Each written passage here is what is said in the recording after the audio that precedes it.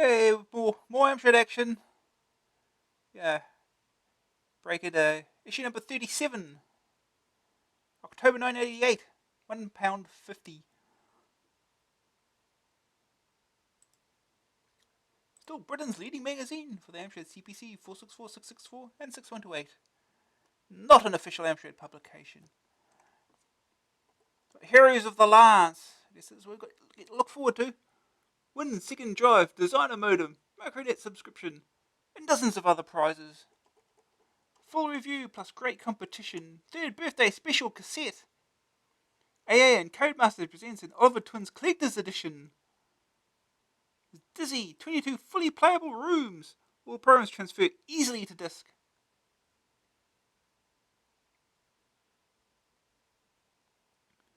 And Smart 2, create glorious Technicolor art on your CPC. And other stuff. Match Day 2, dude's happy. The graphics are clear and realistically animated. The wealth of moves and tactics available and put this game in a league of its own. CVG. Game of the month. A crash smash. Match Day 2 has every option you could ever think of, and loads more as well. The graphics are clear and well animated. It's the best football game around. At last, a worthy successor to the ever-popular Match Day football simulation. A game which has remained in the reader's charts for 3 years. Written once again by John Whitman and Benny Drummond, this new Match Day is the result of all the customer feedback and advice on how to create the pinnacle in computer soccer.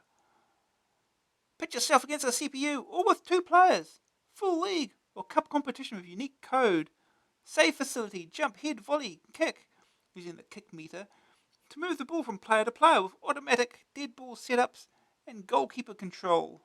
The diamond deflection system, trademark, ensures realistic ball ricochet, and the action comes with full music and sound effects. If you want the very best in football for your micro, and there's only one choice, Matchday 2 with the multi-menu system makes the home computer come alive. Ooh.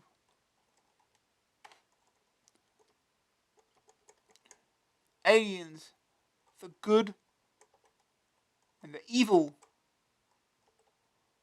the Vindicator and Salamander.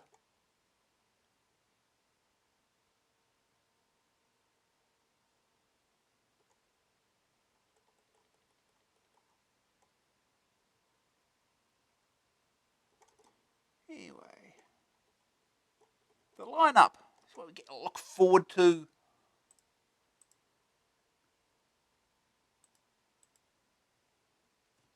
Reaction, complaints, observations, information, questions, ramblings. AA readers say it all. Sugarman rounds things off nicely. AMScene, news, upcoming releases, roundup of the new budget titles. If it's happening, it's here. The AA birthday competition. Happy birthday to us. Help us celebrate. There's dozens of prizes. And we've just got to give them away. We've got a t-shirt. The AA birthday cover cassette. It's all here. A full list of everything that's on it, complete with details of how to run it. AA is 3. A special look back at the many highs and the occasional bloopers that are the milestones in an illustrious magazine's history. The action test begins with Skate Crazy, the first roller skater simulation, we reckon. Before judges, how does the game itself match up? PHM Pegasus, Electronic Arts, present a strategy simulation that places you in command of a patrol hydrofoil missile craft. How does it do? Well, we tell you it scores 29% in one department. Probably guess which department that would be. Heroes of the Lance, Master Game. This is the one the AD&Ders have been waiting for. Set in Kryn, the world of TSR's Dragonlance cult. Heroes involves you recovering the discs of Mishakal. And we've got a Heroes of the Lance competition.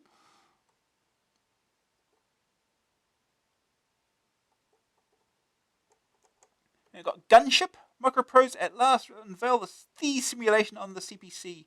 take to the air in an Apache AH-64 helicopter like Vietnam never happened. And more. Also in this month's jam-packed action test we have full and detailed reviews of Action Force, Bionic Commando, and ATV. And of course got the Pilgrim Adventurer, Come Hither, the Cloaked One, has an exclusive report on the future of adventuring on the CPC together with clue sniffing. And lords and ladies, there is no alternative. You ain't seen nothing yet. Well, here it is, AA's 3rd birthday issue. We celebrate with our very special cover cassette and some tremendous prizes in a great competition. And sales figures showing that more people are buying the magazine you are holding than ever before. We're pretty chuffed about that, and with your assistance, cooperation and loyalty, we firmly expect to be around for a long time yet. Sure we'll be. Yeah, some great game titles coming out on the CPC in time for Christmas, not least of them Heroes of the Lance, reviewed in full in this issue. There are other things in store too, which we'll tell you about as soon as we possibly can. All in all, it's been a remarkable month here at AA. Stay with us, won't you, and join in the fun? Steve. Oops, somewhere along the line something went wrong last month as about 35,095 of you seem to have noticed September was issue 36, not 35 again, as we said. They finally realised that one. Of course, 35,095, it's the number of subscribers, I guess.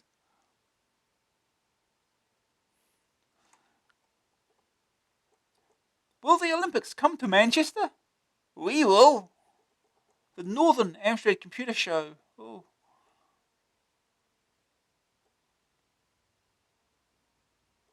Reaction. Lots of doom and gloom this month for some reason.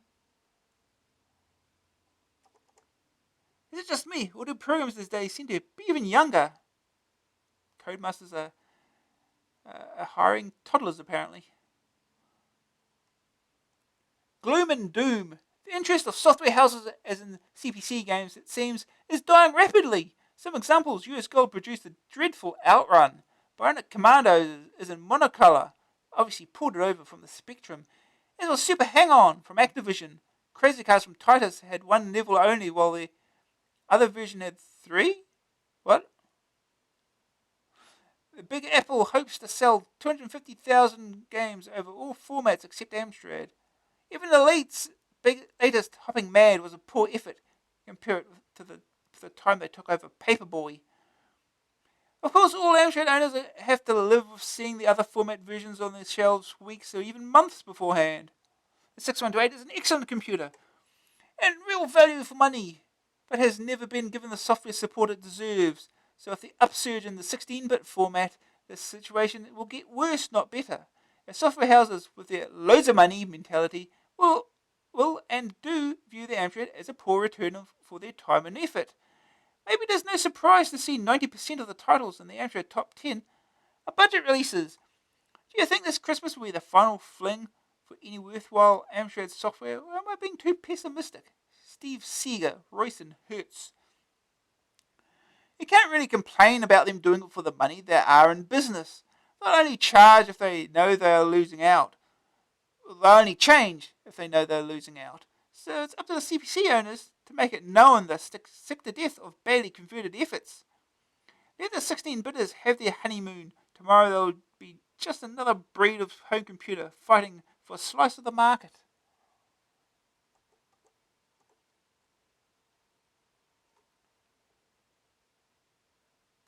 A little bitter philosophy. Upon finding myself drawn more and more towards my computer room due to several unfortunate occurrences, I realized that the computer is an escape from reality. I play on the computer so I can lock myself off from the outside world and forget my troubles, of which there are many. I can gain immense satisfaction from beating a few heads in, from enjoying myself, and at the same time being able to lighten the weight on my mind. S. Jones, Latimer, Bucks. Sounds right gloomy to us. Surely not all us CPCers are desperate reality escapists.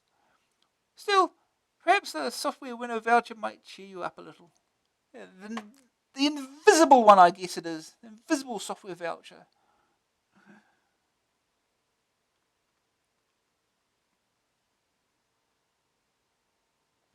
Oh, yes, you are. I'm writing to complain about Bob Adams' letter, AA35.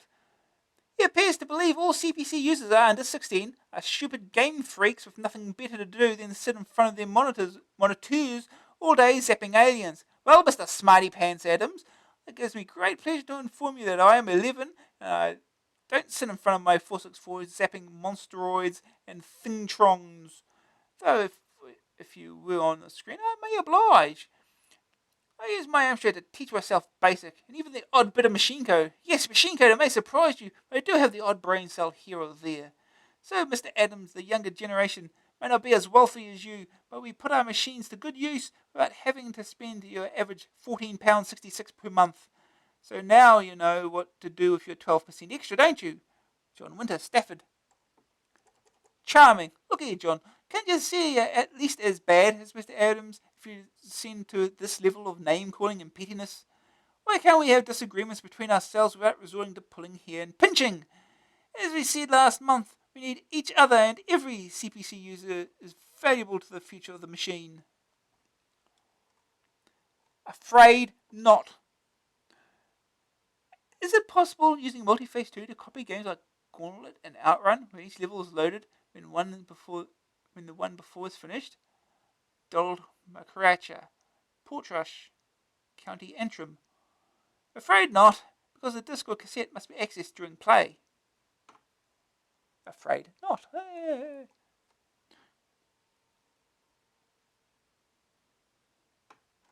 Short, sweet, but not cheap. Where can I buy a user manual? B. Hoof, woof, woof, woof. Witten, Gilbert, Durham. You can buy user manuals for the 464, 664, and 6128 from CPC, Lancashire. The price, which will bring tears to a glass eye, is £20 for each manual. Send checks with order. And be sure to specify which you require. And they sell service manuals at £5 for the 464 and £8 for 664 or 6128.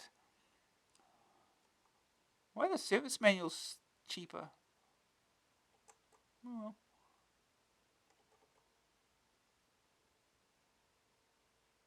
Butter problem. I was interested in the poke by Phil Howard for Bubble Bobble giving infinite lives. This works fine for the 79 levels, but you then have to rewind the tape for the 80th and fine level, and the poke doesn't work. Right, and someone else know Garrett was on holiday. Oh. Another blank space. Is there any way of destroying the dreaded Bonner who appears in the final level? If you or anyone out there can help, I'd be very grateful, as I'm beginning to develop brain damage through headbutting the monitor. Gee, Hansen. Oh. Giving a sucker. Can you help me, please? My joystick is a Cheetah Mark 1 Plus micro-switch joystick, and one of my suckers, which sticks to the table, the four black things on the bottom of the joystick, has broken the knob off, and it won't fit back in. I wrote to them about 3 weeks ago, but nothing came back. Carl Wilson, Kenilworth, Walks. We spoke to them, and they have no trace of your letter. Still, write to them enclosing an SAE, and they promise they'll swiftly give succor to your suckless stick. Perhaps when you wrote them you forgot to enclose an SAE?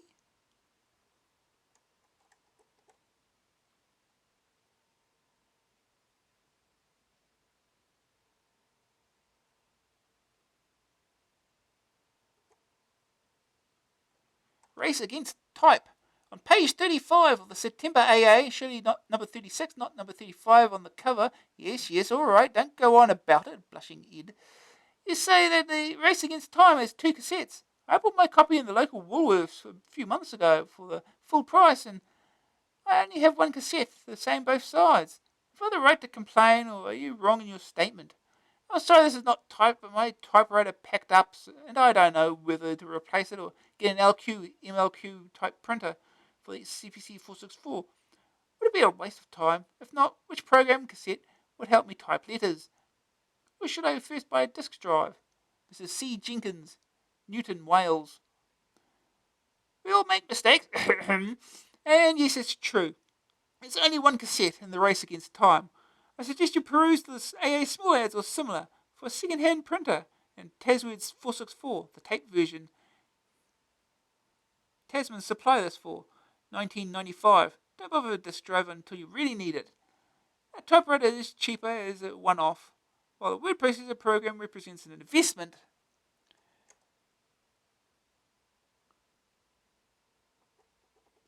Alright, it's time for Sugar Man. Finally.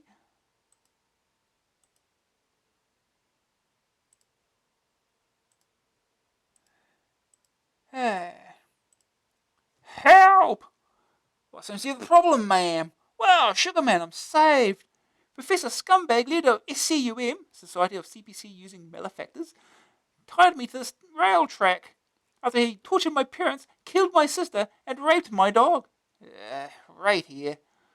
Faster than a 14 megahertz clock pulse, Sugarman zooms into action. Scum. Secret underground base. Down here. Boom, whoosh. Have some facial surgery by the knuckle method, scumbag. Pock, pock, pock, pock, pock. That took care of him, but why did he do such a thing? Well, he said he was enforcing sales of the autumn CPC deal.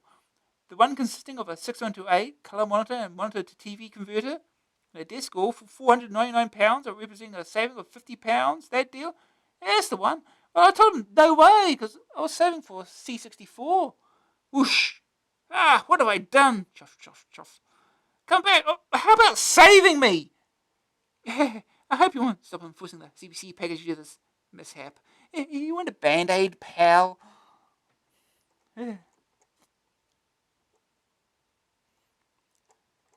MC, new releases. Yay. The Train, accolade for accolade. Accolade are soon to release their first game through Electronic Arts. The Train, in which you play a French resistance leader trying to seize an armoured train containing French treasures and guide it to safety in Normandy. The game's part shoot 'em up and part simulation, so you'll need a combination of the two skills to do well. Out now at $8.95 on tape and $14.95 on cassette. What? Okay, look out for a full review next month. Firebird have been quiet of late. They're soon to start making noises again with Savage, scheduled for release in November at $8.99 on tape, $14.99 on disc. Ocean present Typhoon and Daley Thompson's Olympic Challenge. The former is a simulation due for release in September, but a special version of the game, an arcade machine squeezed into a suitcase, and is worth over £1,000. There's also a prize on TV's Wheel of Fortune. On CPC, it's a positive bargain at $8.95 on tape and $14.95 on disc. Daley Thompson's Olympic Challenge is also due for release, coinciding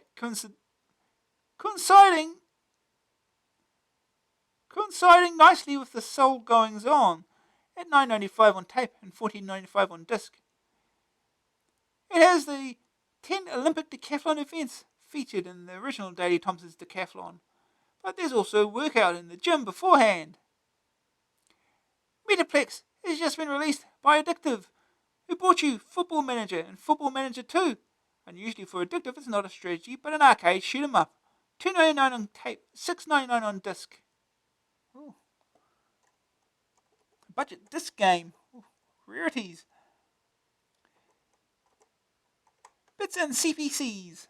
Following a request in AA35, that's AA35 Mark 1, for programs using speech, we've heard about one by Edward Reed, who supplies it for £1, PNP plus a blank disc tape, from Dumchapel, Glasgow. The ever-welcome Joan Pancott can put you in touch with a blind CPC user who could help too. Remember us reporting Powerhouse's impressive boast last month of having sold 250,000 copies of games in just 6 months? They've just gone bust.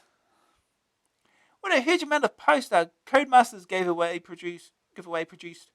Gary's crawling out from under it now, and your lucky winners should receive yours soon. We take this opportunity once again to apologise for 2 major boo-boos last month. Getting the issue number wrong, 2035 twice, was one thing, but printing a whole page of typins twice. Oh joys! Suncom launched 2 new joysticks, the Tech 30 and Tech 50. Upgrades of the Tech 3 and Tech 5 models with micro switches and aircraft-style handles. TAC 30 is $13.99, and the TAC 50 $14.99. And Connex of Speed King fame have also added two to their range, the Predator and the Mega Blaster. The Mega Blaster is to sell for under £8, and the Predator under £14. Pirates Ahoy!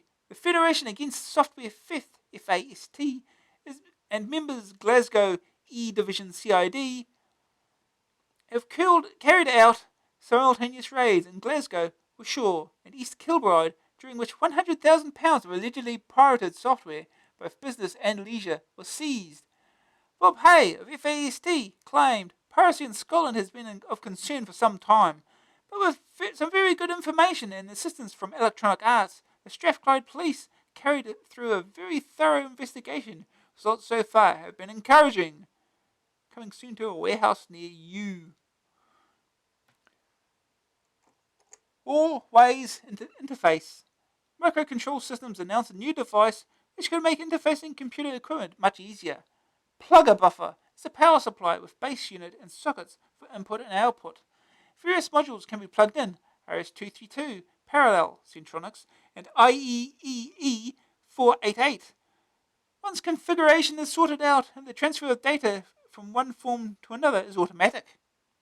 Of course, if you're pumping information at 19,200 bits per second, the device on the other end can't keep up. So an internal buffer, varying in size from 8K of memory up to 512K, is fitted to the device. Price for the basic unit with no interface modules or memory is £75. The top of the range 512K version will set you back £229. As for the communications modules, Parallel is £18, the RS-232 slightly more expensive at £20, and the IEEE, beloved of engineers and scientists, £58.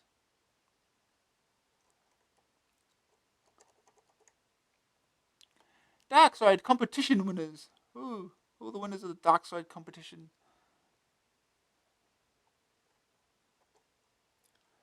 Club Spot.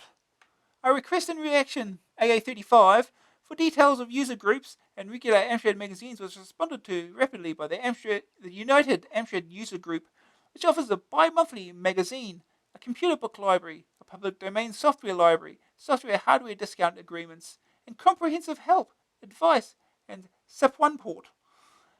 Annual membership costs just £5 a year. How do they do it? The bi-monthly magazine CPC user is hardly the glossiest around, but for value for money and sheer friendliness, it's hard to beat. One recent issue carried articles on adventuring and disk operating system compatibility, as well as reviews, ParaWord and DLAN, a mailbox section, book and PD library updates, and a sell and wanted section advertising free to members. Furthermore, UAUG are positively desperate for advertisers and people to contribute to and edit parts of their magazine. So CPC enthusiasts and budding journalists jump to it. Bridge enthusiasts will be delighted to know that there is an unofficial Amstrad Bridge Club. It boasts 40 buffs of the card-playing variety united by one single interest, using the CPC to score events and ease the administrative burden. The software has been developed by amateurs and is available free to anyone. Get in touch with FB Brighton, who seems a thoroughly decent sort, i.e. he said some very nice things about AA. Interesting. You got a bulletin board even. Club 464. Membership free. Finally, this first club spot, it would be unfair not to mention Wacky. Annual subscription to their monthly wacky, truly alternative fanzine is £12. This has to be the weirdest publication that has passed the AA desk and deserves your earnest attention. A Day in the Life returns. One section of AA that always generated interest was A Day in the Life, and we've had many letters wondering whatever happened to it. Well, it's back, and that's where you come in. For the benefit of new or amnesiac readers, A Day in the Life was a series of articles written by readers who use their CPC in serious or bizarre ways. President Reagan uses one to index his one-liners, but he's really tired right now, so he can't write. President Gorbachev uses it to work out his reforms, and he's kind of busy too. But what about you? What we're after is about 400 to 700 of your own well-chosens, and it doesn't have to follow the daily diary style. Naturally, we buy substantially for any contributions we use. We prefer both a printout and a disk file, but we'll stretch a pointer if you ask nicely. Budget releases. Silverbird, Telecomsoft's budget label, have just signed games from the back catalogues of Microsoft, Palace, and Digital Integration. The games, at £1.99 on cassette, are set to appear within the next 6 months. The Microsoft games are Biggles, Dynamite Dan 2, and Psy Combat, while the Palace titles are Cauldron, Cauldron 2, and Interiad. Digital Integration's contributions are Fighter Pilot and Night Gunner. Kix is a new budget label whose philosophy, it says here, is quality, not quantity. The first 2 games out now are re-releases of Gauntlet and Metrocross. Both cost $2.99 on cassette. Future re-releases include Ace of Aces, Wheeled Games, and 10th Frame. Some originals are also due, starting with Blackbeard in October. /PAX. Whatever that's supposed to mean. Players have games coming soon. Joe Blade 2, Thing, and Power Play, a re-release of Arcana's trivia game. The other 2 are similar in style to Joe Blade, not surprising, since they're by the same author. All 3 cost $1.99 on cassette. Blue Ribbon, having signed a licensing deal with Bubble Bus to re-release their old titles, Wizard's Lair, Deathsville, and Paladin, are all $1.99 on cassette. Zeppelin Games have just released another game for the CPC, 2088. It's on their Blue label, $1.99 on tape. And finally, Battle Valley from Houston on their Racket label. Should be out now at $2.99 on cassette.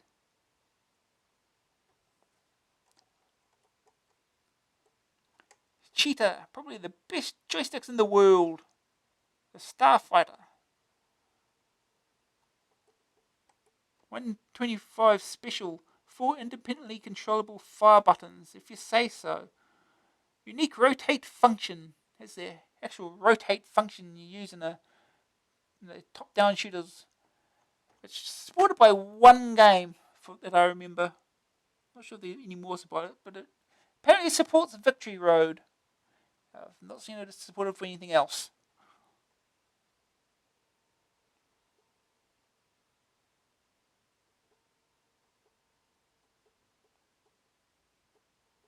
Bar CPM First Steps Part 2.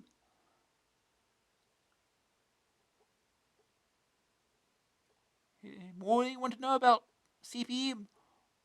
CPM Plus V2 on ROM. £32.50. Ooh.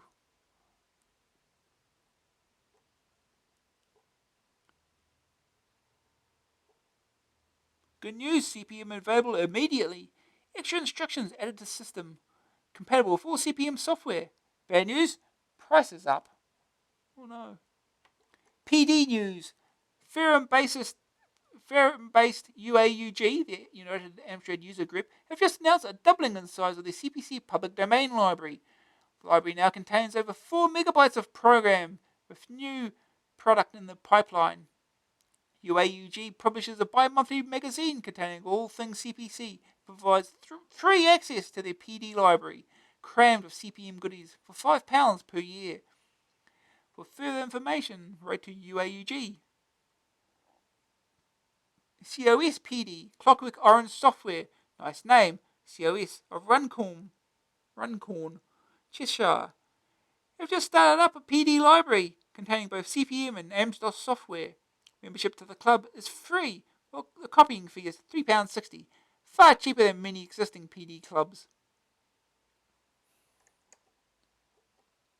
You buy a whole new Amstrad system, why only use half of its potential? The official Amstrad User Club.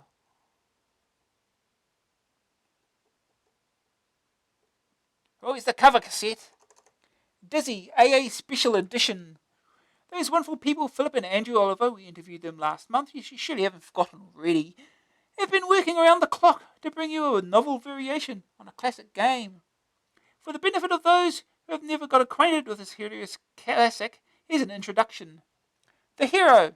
You play Dizzy, a charming rotund creature reminiscent of Humpty Dumpty. A guy with guts, intelligence, and a strange penchant for picking up and dropping objects. The villain, your adversary, is Zax, a really devious opponent. He's an evil sorcerer. How evil? Well, he'll conjure up rain on a Sunday afternoon just to spoil the cricket. The quest. Dealing with Zax won't be at all easy, though. Forget all your conventional weapons, blades, firearms, bombs, etc. The spellcaster can't be defeated without the Avawifavee magical potion, which you have to brew. Footnote, the potion has a side effect of curing athlete's foot, although I personally reckon that's just an old wives' tale. That's not any old potion. Scattered throughout the screens that comprise Dizzy's world are various components of the ultimate weapon that enables you to complete the game. Make the potion and the quest is complete. How special is special? Special, we hear you ask? How special is special? Well, rather than changing a few rooms around, altering a few puzzles and the odd sprite, the Oliver twins have spent a great deal of time and effort adding various messages and even some extra graphics. There can be little doubt that this edition, unique to AA, offers even more incentive to you to complete what was already a hugely enjoyable game. Hope you enjoyed it as much as we do. Haven't laughed so much since Pat tried to mend our 464.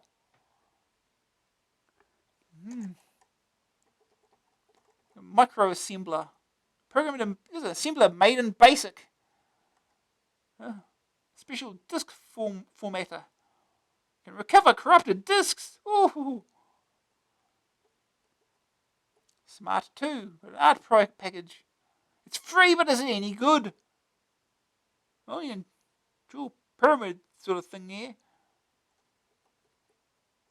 Anyway, since Dizzy never got reviewed in first place, it's probably our first game of the night. So let's get that set up.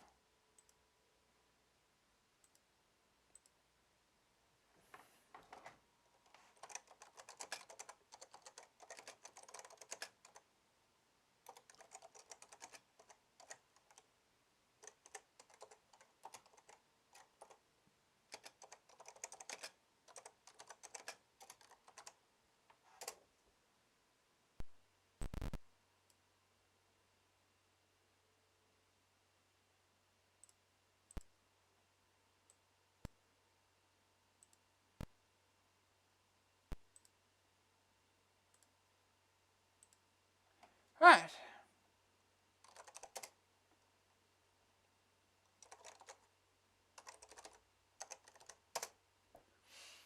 Yes, I did manage to find a dump of Amstrad Action's Dizzy. No, we're not cheating.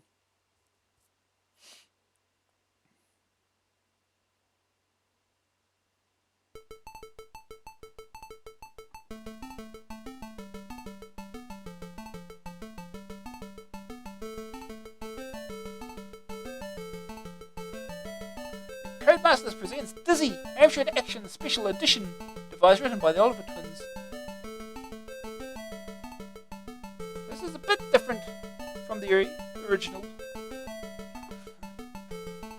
Items seem to be in different places.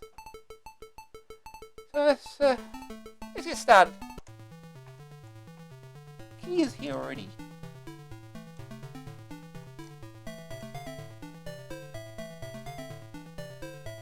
Start here with a burning torch. Did that fall?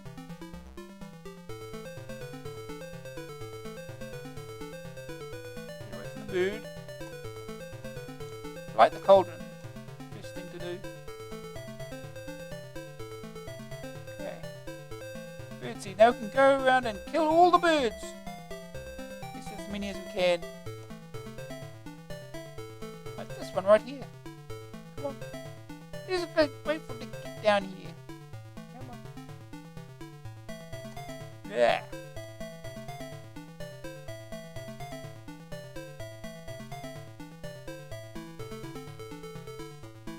Let's put an item down there. Once you get down there, you can't get back up. A lot of items.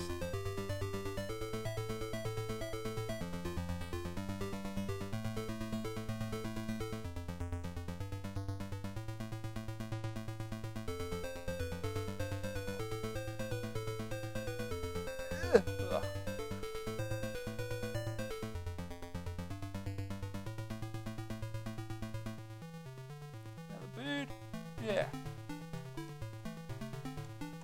Oh, back up here.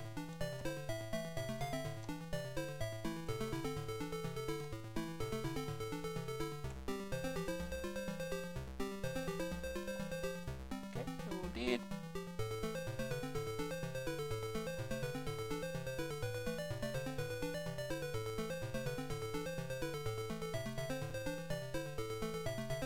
This is the end.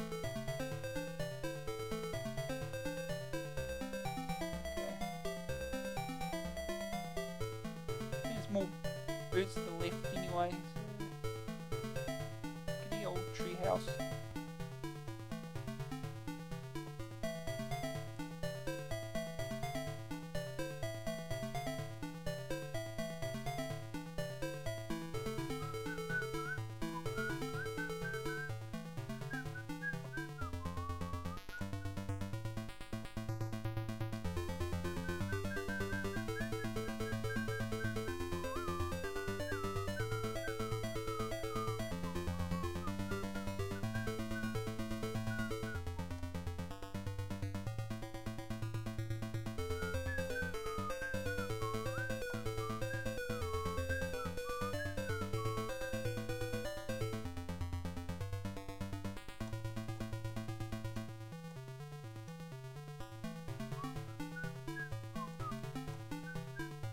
Oh! There's a change! It phase right through the well.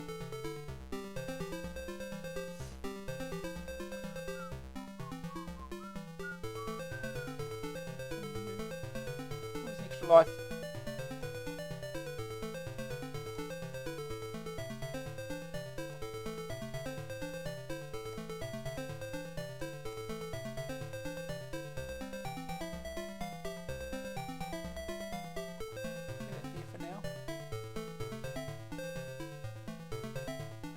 Over here.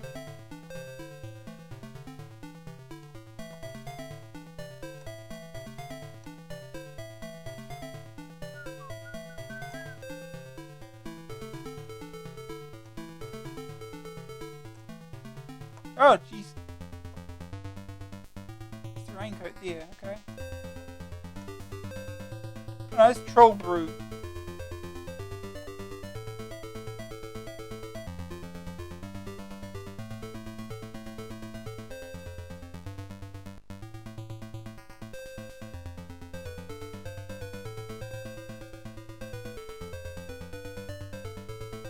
No.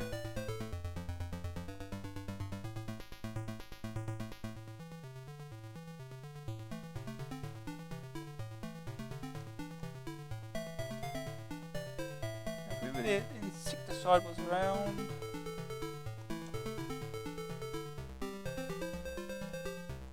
This way, oh that's right.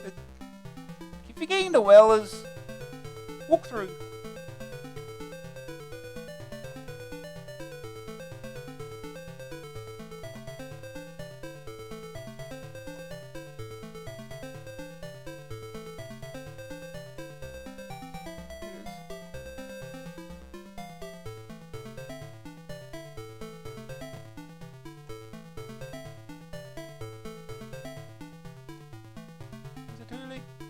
Oh, it's what I mixed it up.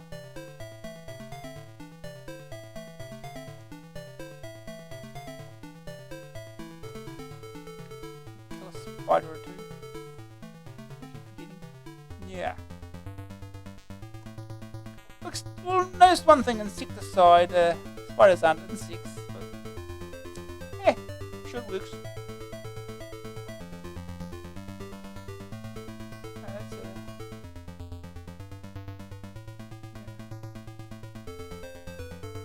Spiders around here. Yeah, there's one right here.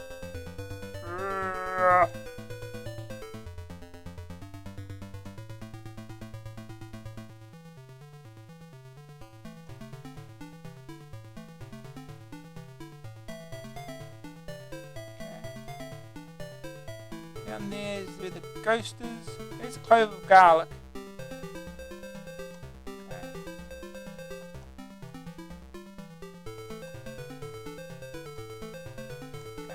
Got a plan here. I'll probably spend all all night playing this.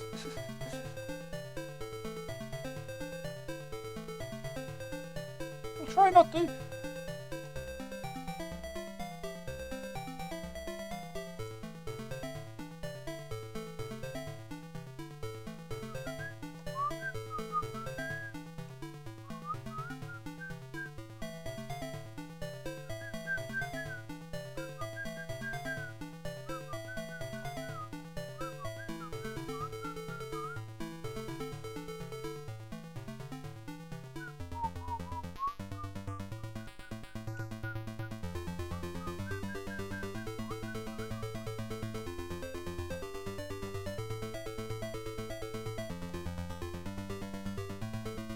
Yeah.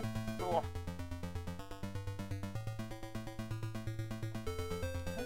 Is there any more spiders? Yep, coming right here.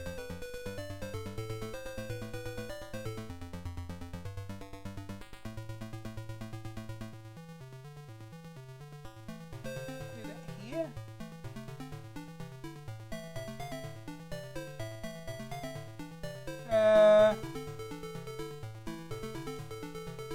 Yeah, I think it's the Ghost Hunter's laser, that's what I was going to get.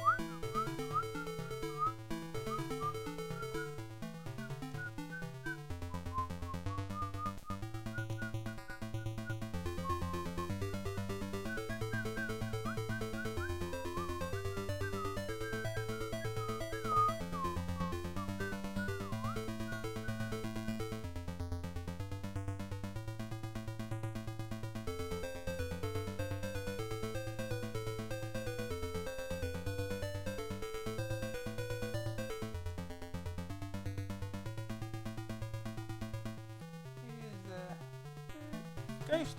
Blah. Easy. Okay. Back up.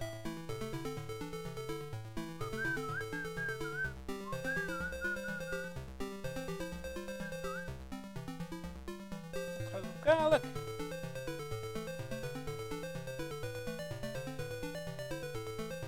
For the underground birds. Come here. There we go.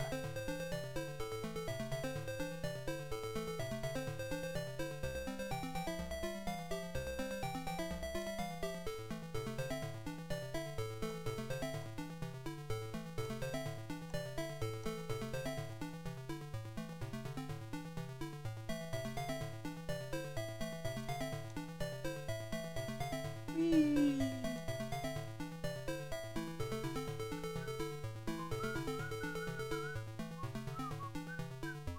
Okay.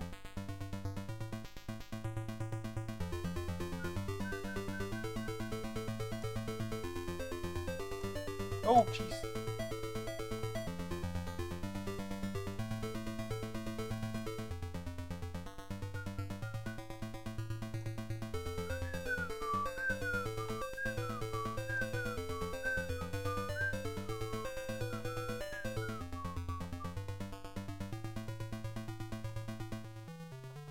Let's kill these bats, I guess.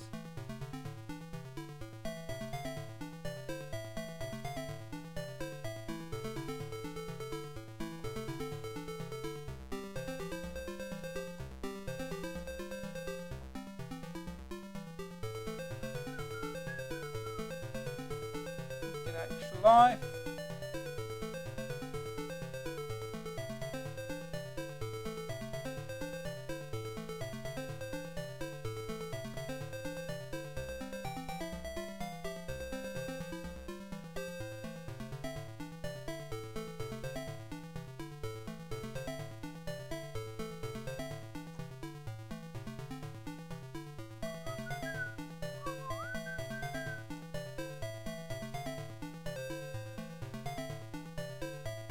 Empty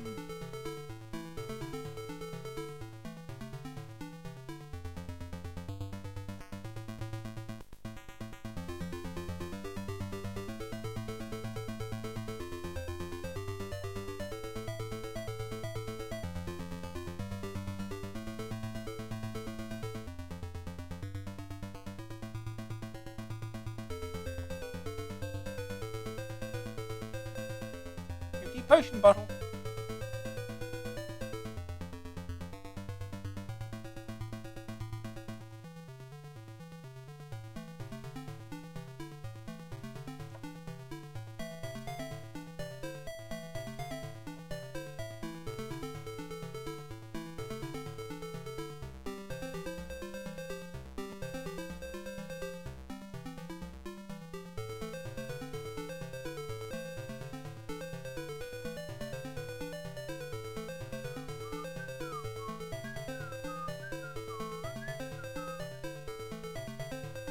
Oh yeah, I know this one.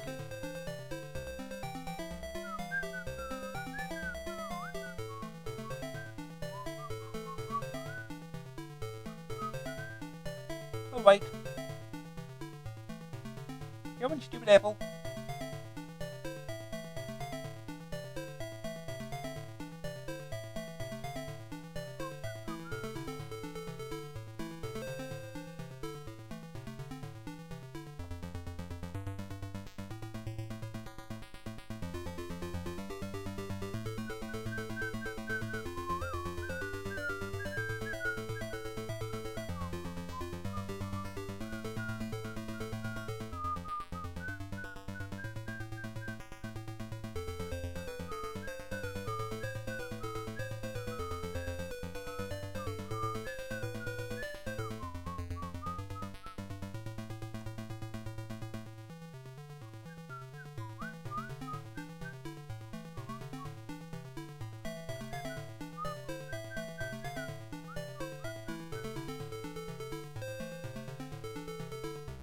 Gotta walk with the platform.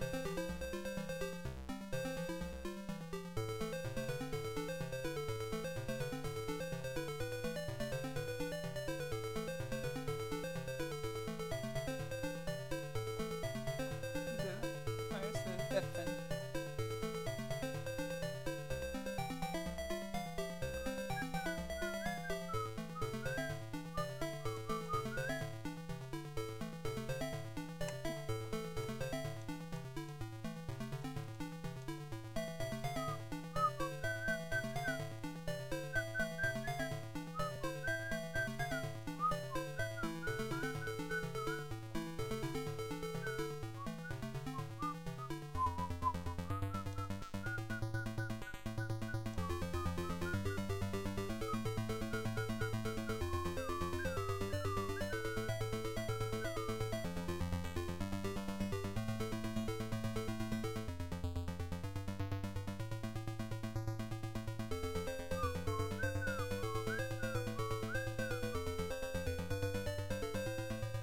One item.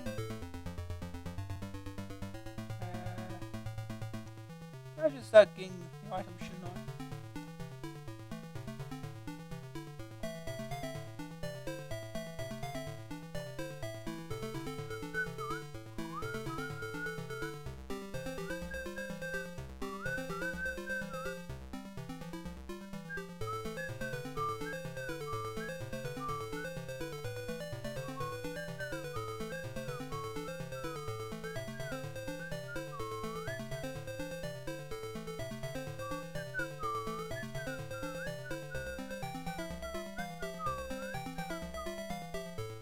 Oh, I need the... I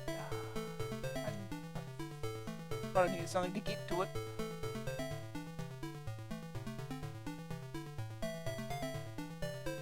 Oh. Pro BMX Simulator, the greatly enhanced version of the biggest hit of 1987, rewritten from scratch by the Oliver twins, bringing many full features including smooth, simultaneous 4-player action. It's the best BMX game yet. Well worth a $5, more than can be said of many full-price games. Amstrad Action. Press any key. Okay. That item's an advert. guess some of these items are adverts. Jet Bike Simulator, the first really great game that started the amazing Codemasters Plus range. Overhead racing takes to water in this fantastically realistic game, the most playable racing game on the CPC Amstrad user.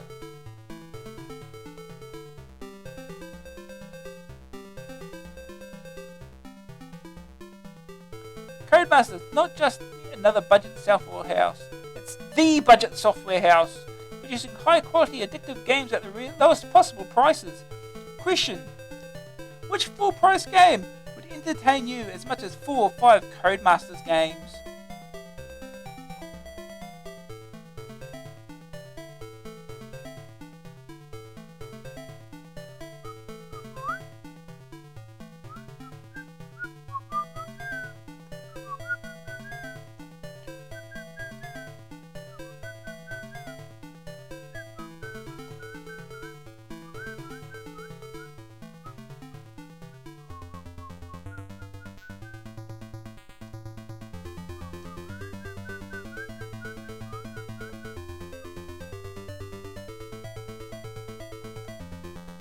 Amstrad Action, Britain's leading magazine for the Amstrad CPC 464, 664, 6128. The best mag for Amstrad CPC users, the Oliver Twins. Because it's the only legal way to get one of our games free. The mold-breaking magazine from Future Publishing. Right? Dizzy, this mini version lets you play a modified version of the classic cult game Dizzy. The original game is a map almost 3 times as large, featuring such places as the graveyard, Ice Mountain, the hidden passage, the tomb, and finally the evil wizard Zaxxon's grand castle. Coming soon, Dizzy 2! Oh boy, hardly wait.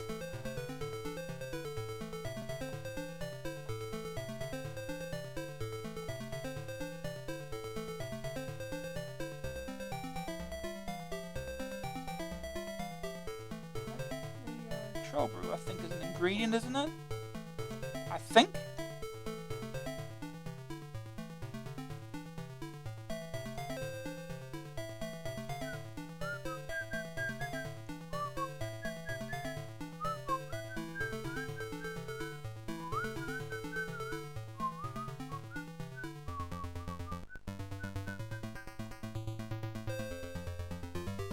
It seemed to be.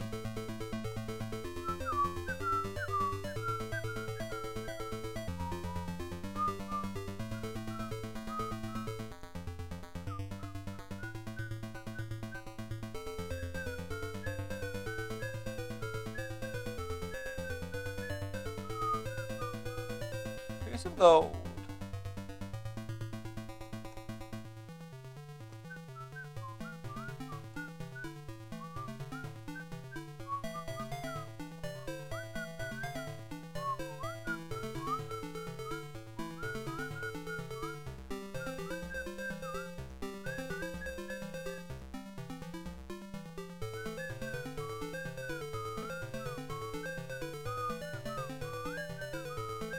Oh, I'm waiting, you stupid apple. Come on, you stupid apple.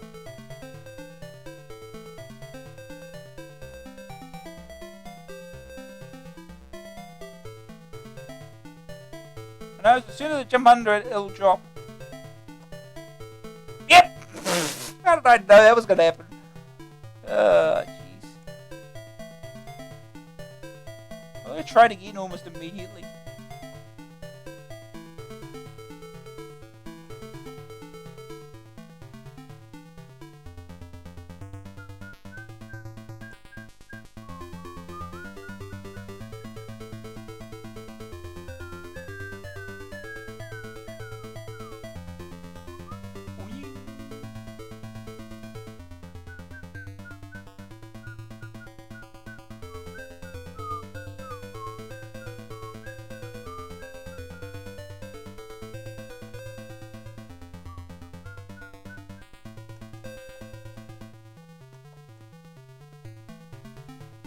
Leprechaun's wig.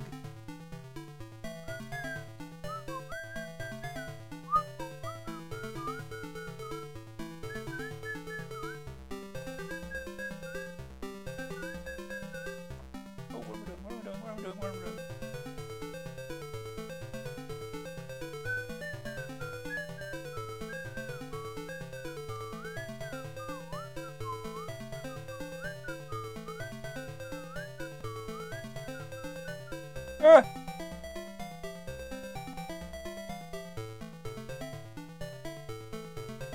Damn apples. Okay. One more ingredient.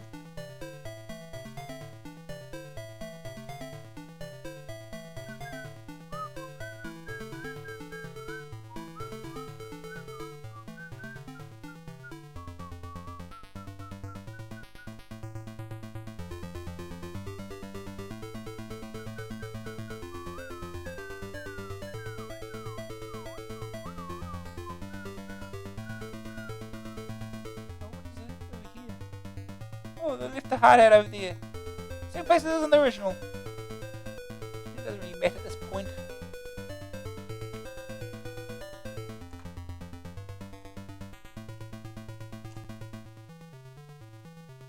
A haunted chimney.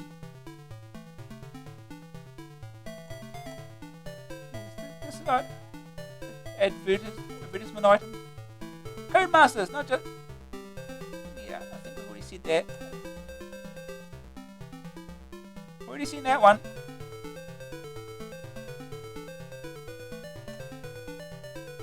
Pro BMX Simulator, a greatly enhanced version of the biggest hit. Oh, yeah, we said that also.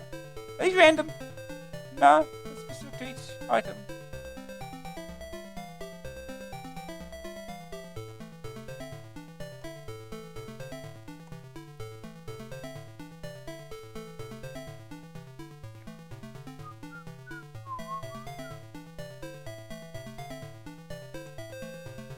Can 3-in-1 oil. Oh, that's an actual item.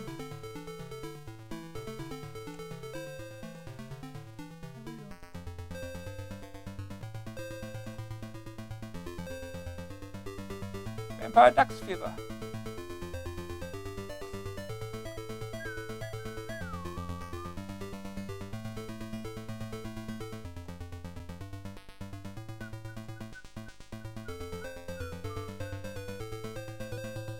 Item down here.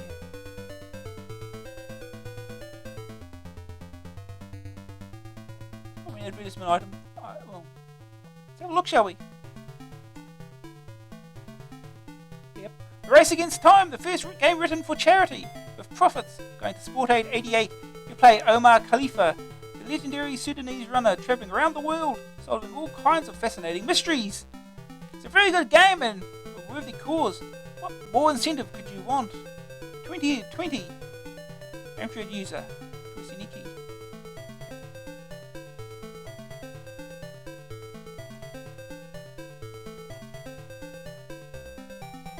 Okay.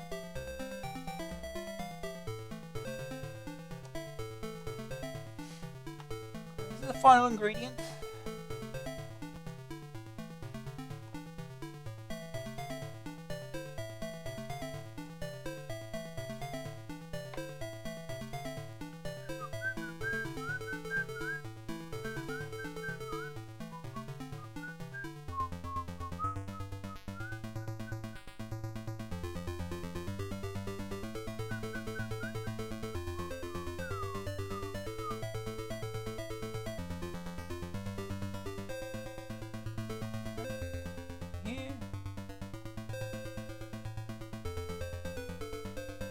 Congratulations, you have completed Amstrad Action as Disney by creating the magic potion. But the evil wizard Sax has nothing to fear, because in this vision you cannot confront him.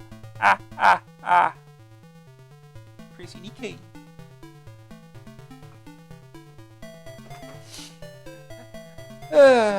Just as well I've played and finished the original version already.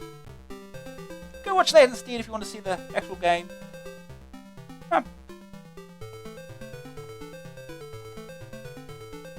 Oh, the game continues on. Oh, it's a thing.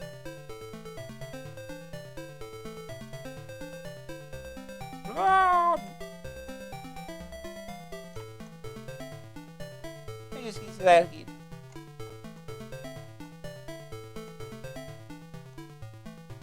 Yeah, it's always the same.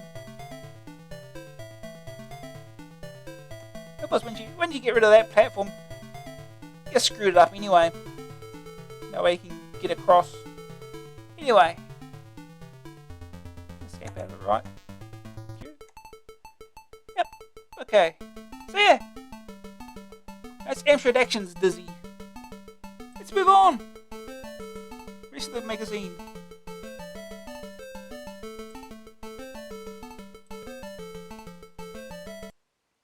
Right. Back to magazine. AAS3, help us celebrate. Dozens of prizes to be won.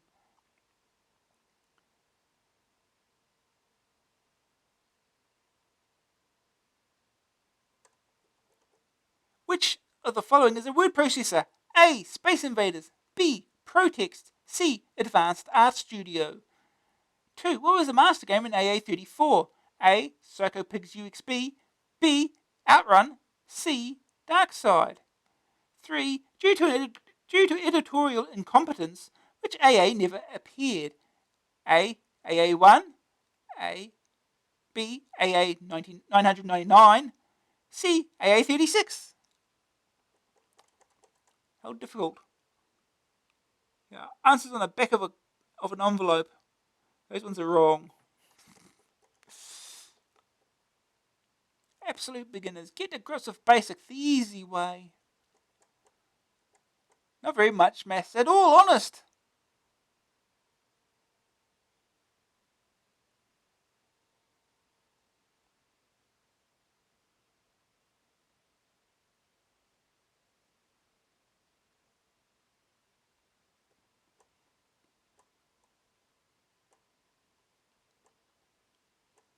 Problematic. Can Pat McDonald save the world again? Nope.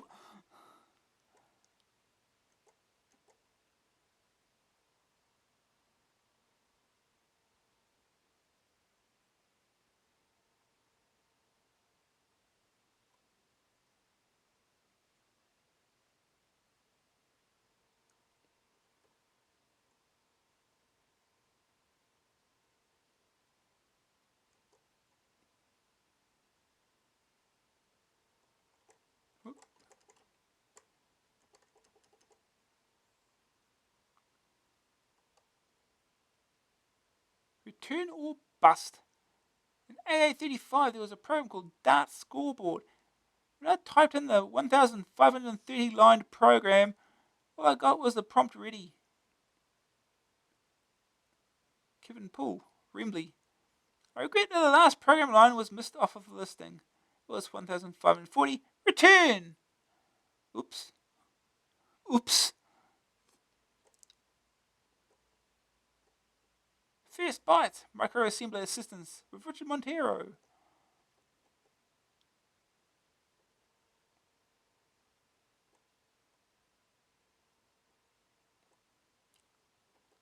Soft Shop. Special purchase for 464 6128 users. The amazing Amdrum digital drum synthesizer. A £12.95. Usual retail price over £52. Bargain.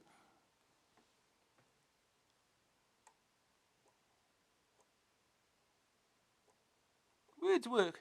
Word processor hints, tips, and problem solving with Pat McD.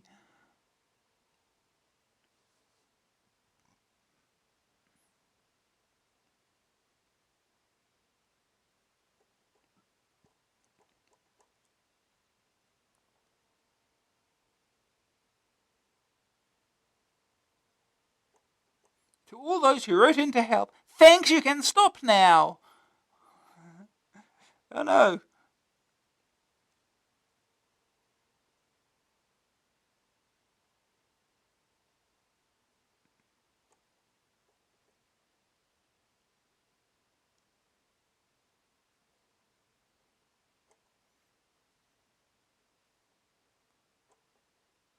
AA, the first 3 years. A lightning tour of the many highs and the occasional low of 3 years of AA. Rather than say nice things about ourselves, however, such bad taste, don't you think? We invited a reader, Andrew Perry, occasional contributor to The Pilgrim, to say nice things about us instead. 1st October 85, excellent mega big first issue. The mold breaking magazine from Future Publishing, power packed reviews each month for the amazing CPC 464 and 664. Other magazines pale into insignificance, set against 130 reviews, and all for a miserly £1. Wow! 2nd November 85. The Ed, Pete Connor, tries to make out that the now infamous rod processor mistake was deliberate. 3rd of December 85. Oh, 3. Issue 3, I guess, then. Issue 3. December 85. Toot gets his own strip. Quality improves, but it couldn't really get any worse, could it? Any more of that and you're out, Perry. Ed. Christmas, January 86. First cover cassette. Too much seasonal festivities in the office, as reaction runs into 8 pages. Issue 5, February 86. Best cover yet, Sugarman's debut. Yay. March 86. More colour than ever before, a result of the office move to the glamorous setting of the old barn. There's a new arrival, Andy Wilton, technical editor. Issue 7, April 86. Educational software special. And thanks to the elite mega tips, I finally managed to dock at a space station. May 86. Another cover cassette. The editor Pete Connor leaves. The end of the life as we know it. June 86. Though he left last issue, Pete Connor appears to do more in this issue than ever before. The style shifts a little towards a more mature image.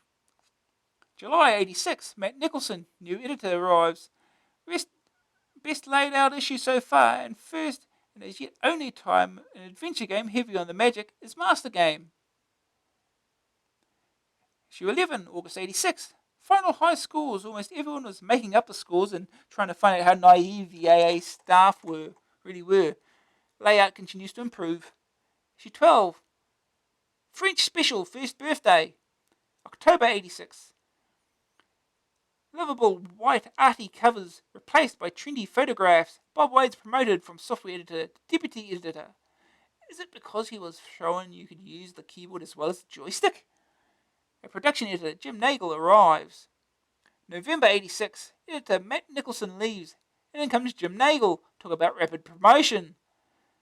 The start of a day in the life, beginning with a look behind the scenes at AAGHQ, the old barn itself. Issue 15, December 86. New regular feature called Hot Tips, departure of Andy Wilton and arrival of tech ed Richard Montero. Issue 16, Christmas, January 87.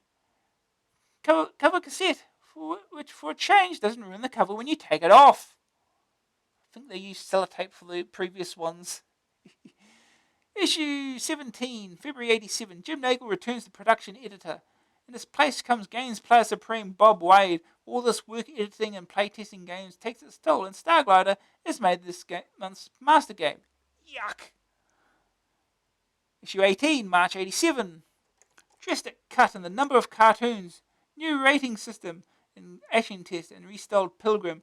Whose cowl was beginning to look a little ragged. Roundup of all available word processors, or rod processors. The most informative piece so far. Issue 20, May 87. Worst cover ever. Sacrilegious mistreatment of a CPC. Issue 21, June 87. Price rises to £1.25. AA moves the offices to Bath. Best cover ever. Issue 23, August 87. We ignore issue 22 apparently. New regular column called Wordswork. Small ads begin. Results of latest AA questionnaire. Issue 24, September 87. Second birthday. Toot returns with a vengeance to celebrate. Much staff upheaval. Out goes art editor Trevor Gillum. And in comes Ollie Alderton. Jim Nagel leaves as well. Do they know something we don't?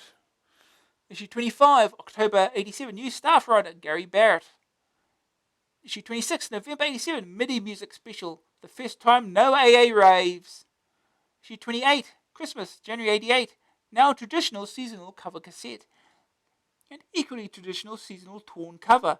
First edition of the Pilg's Rod and Staff Monthly, free to all followers of the straight and narrow path who buy AA.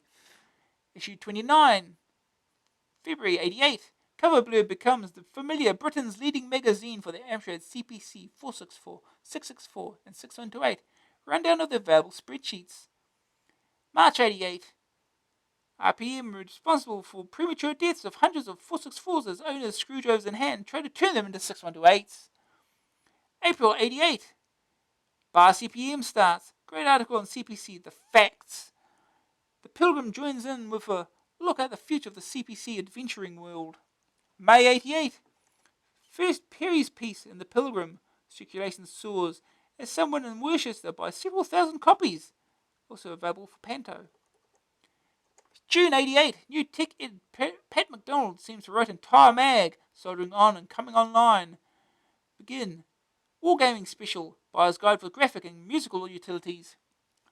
July 88. Shock Horror Probe. Scandal. Bob Wade, only original member of the team, edits its final issue with tears in his eyes and bulge in his wallet. August 88. Arrival of Steve Carey, who features on the front cover before he got a haircut. September 88. Issue number Confusion Special. October 88. Third birthday with a fascinating article on the first 3 years of AA. Happy third birthday, AA, from a loyal and satisfied reader. Where's the chick? What chick, Ed? Break in. Gary Barrett boldly goes where no program has gone before. Inside Romantic Robots Multiface 2. The Insider Romantic Robot $14.95 and £1 PNP. Disc only. Long ago, in the early days of the CPC, there was born a small black box that lived in the expansion slot at the back of the computer. It had 2 buttons on top of it. This mysterious box known as the Multiface 2. You could transfer games from cassette to disc, display and edit memory, and do the same with Z80 registers. Now you can delve deeper into the CPC with aid of the Insider.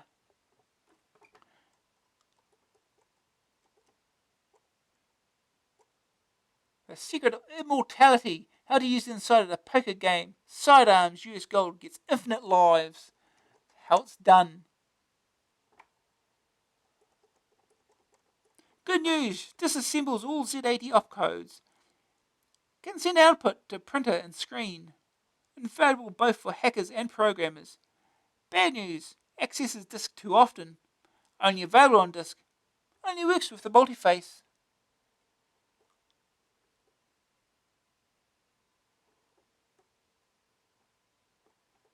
Heroes of the Lance, US Gold's great smash and grab.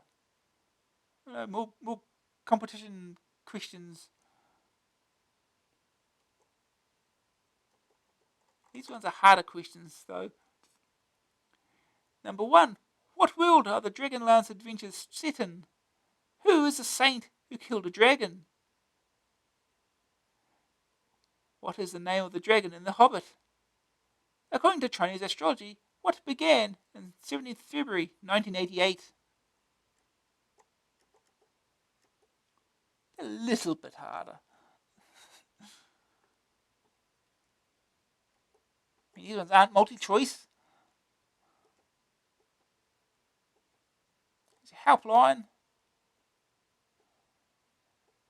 Hot tips. Can you take a hint? Print out enhancement.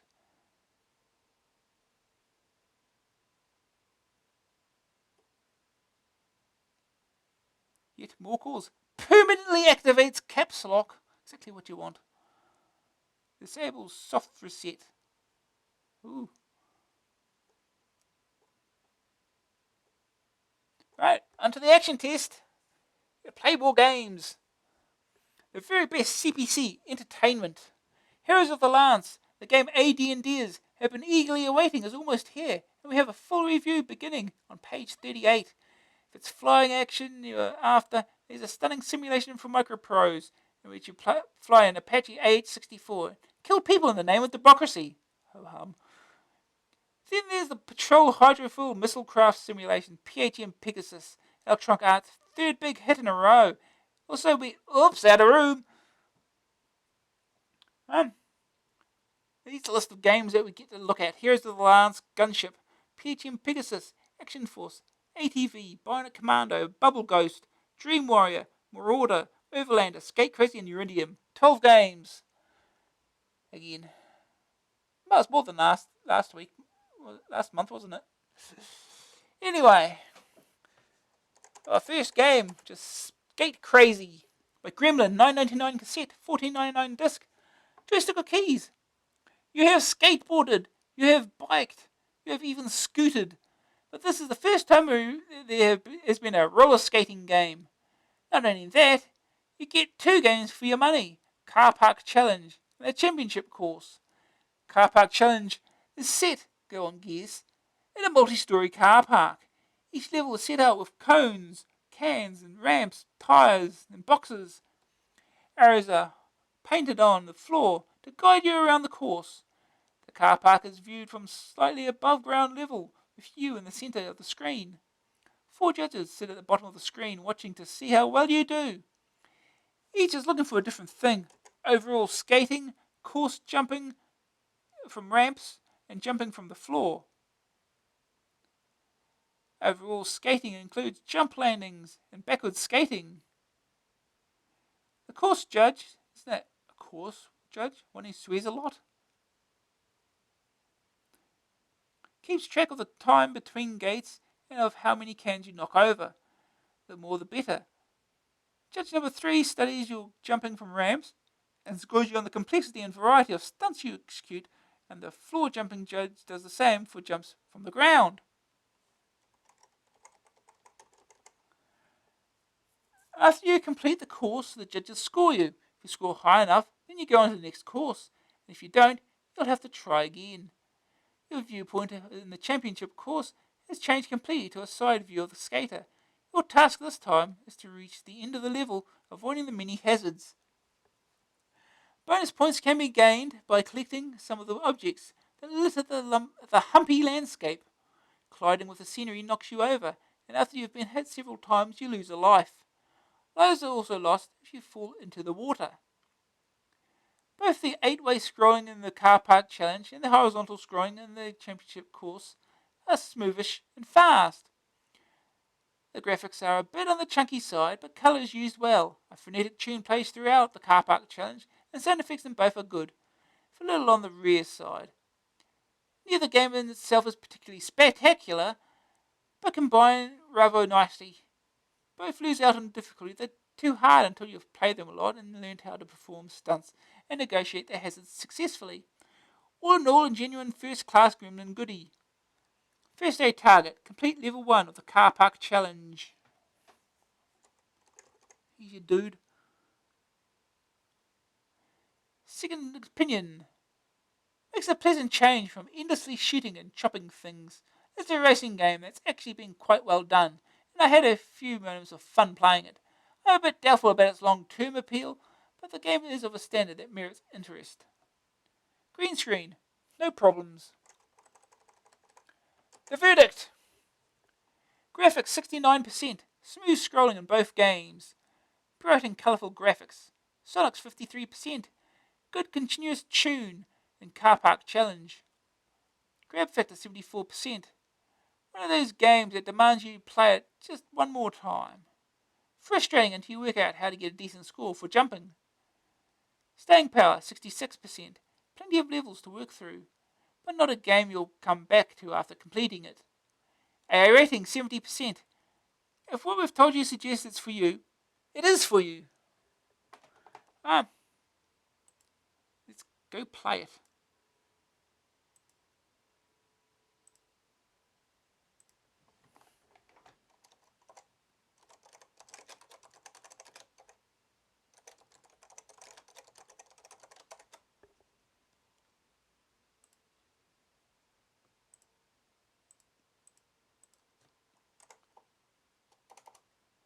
Hey.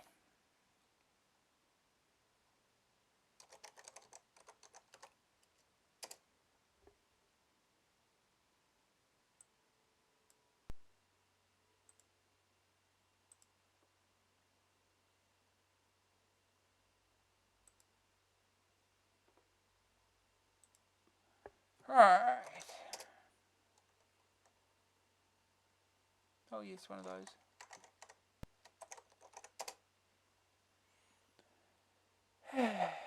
Welcome to Skate Crazy. Select which game to play first. We'll do the Car Park Challenge first. Turn the disc over. Oops.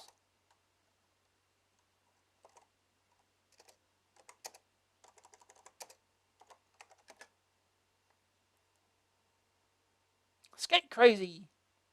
Got joysticks connected to his roller skates, as you do.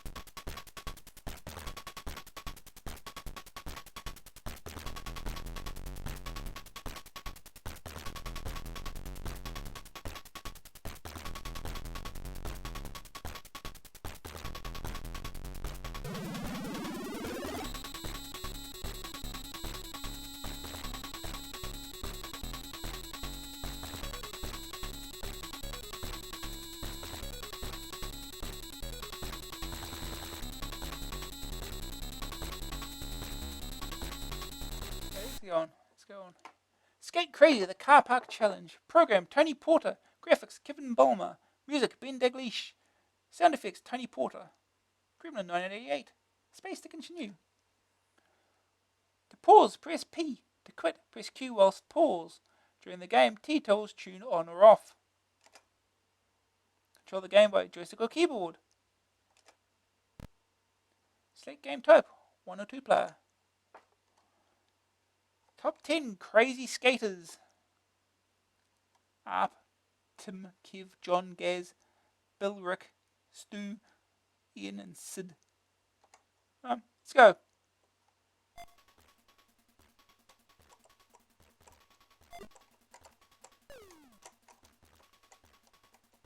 I have no idea how to do tricks. None at all. Nope.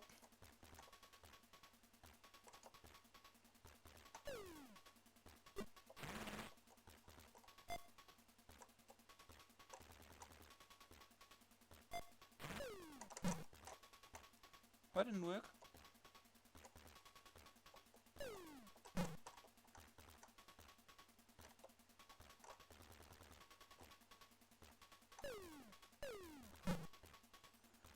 That didn't work either. Oh, jeez.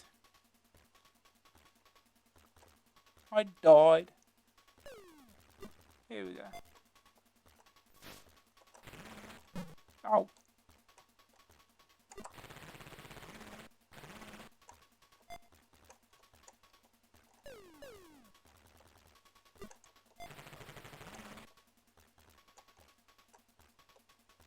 Oh no! Little cars run me over.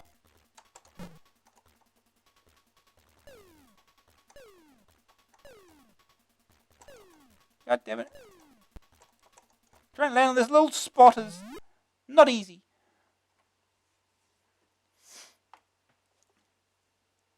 $5400. Well, the judges are not satisfied with your performance. You must try again.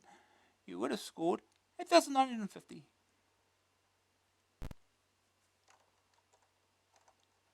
Try again.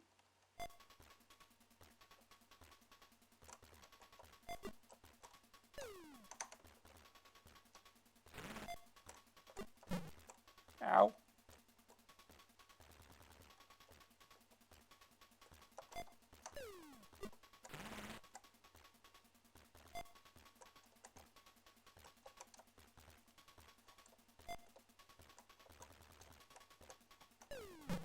Oh, I jumped over the damn thing.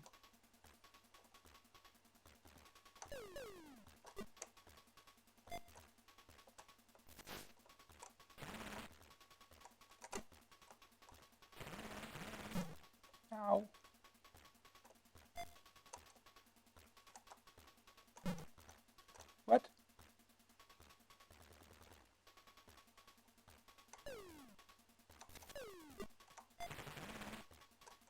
jumping.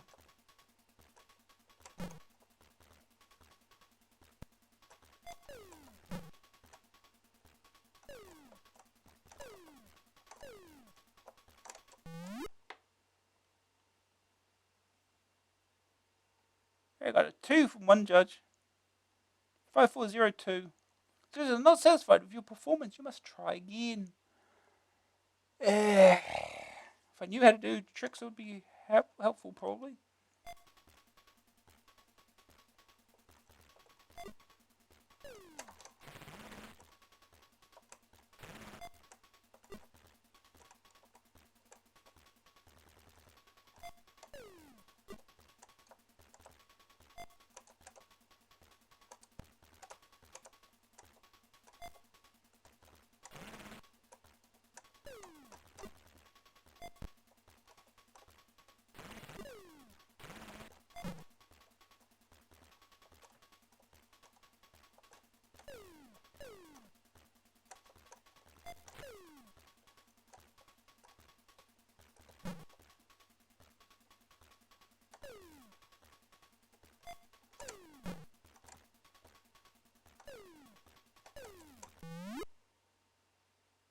Three, oh.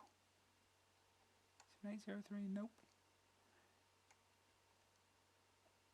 Judges are not satisfied with your performance. You must try again. I have no idea how you do tricks. That's the problem. One more try.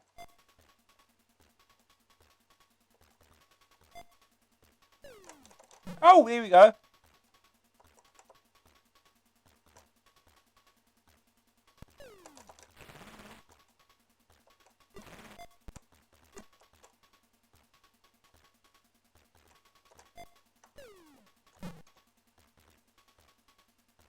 Oh, I've got to jump it again. Come on.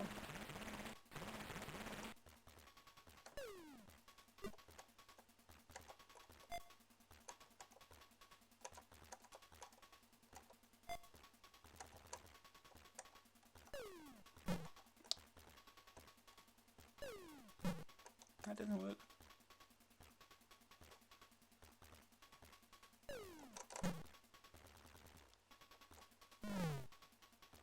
Oh.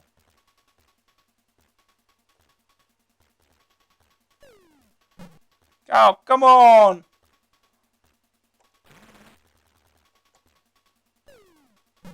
Oh, really? This is going to...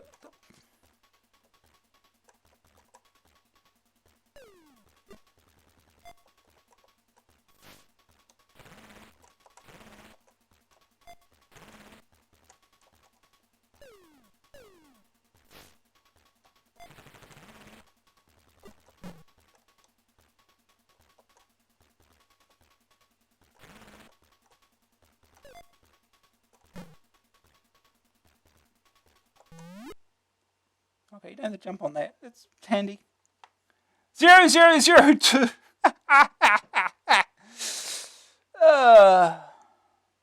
Terrible. Alright, we'll do. We'll play the other bit. Championship course.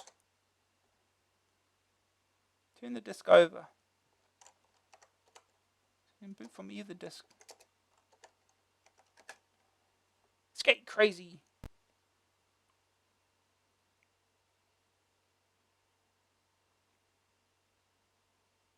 Skate crazy. Gremlin graphics. Written by Tim Miller.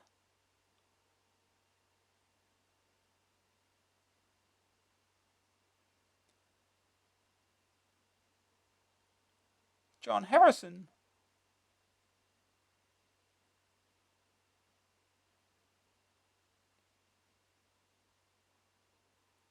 Kevin Bulmer.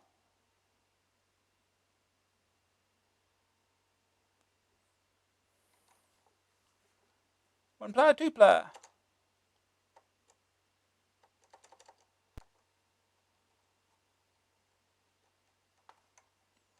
Roadworks. Player one. Off we go.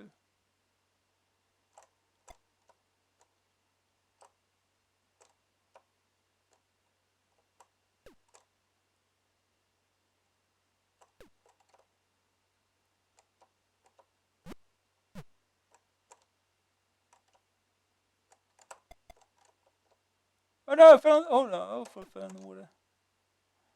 Eee.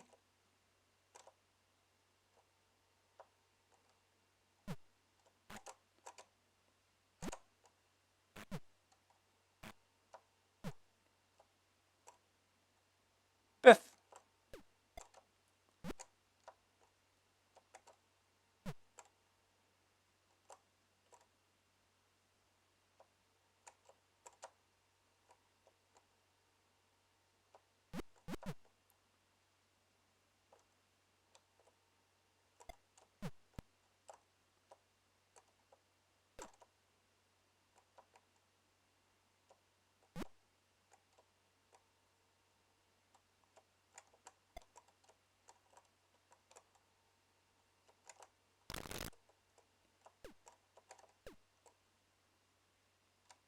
Oh, squished.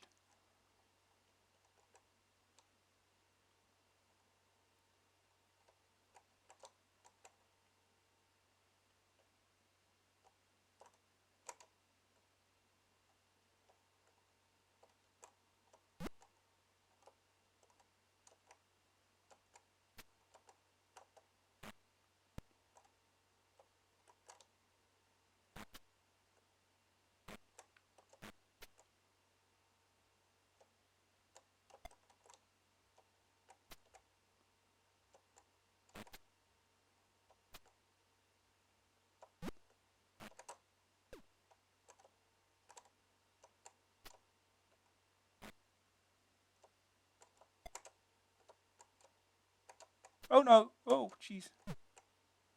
And into the water we go.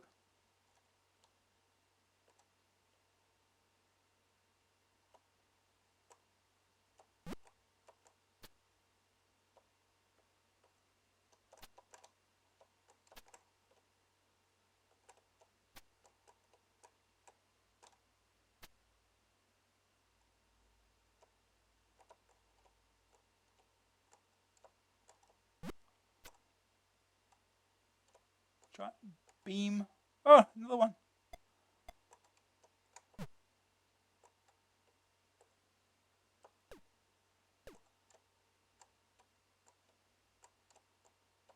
I question the hitboxes in the game sometimes.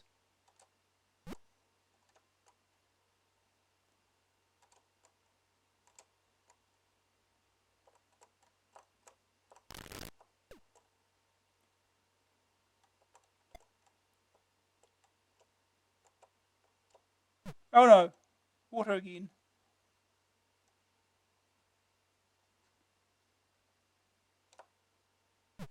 Oh no. Fell right into the water again. Ha.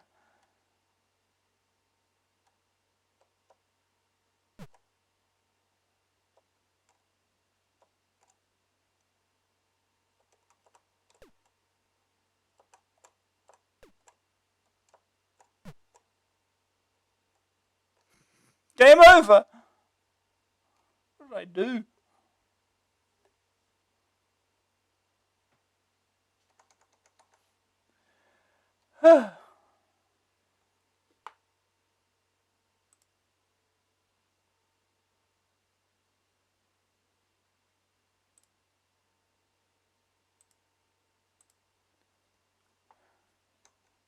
Try again. See if we get further.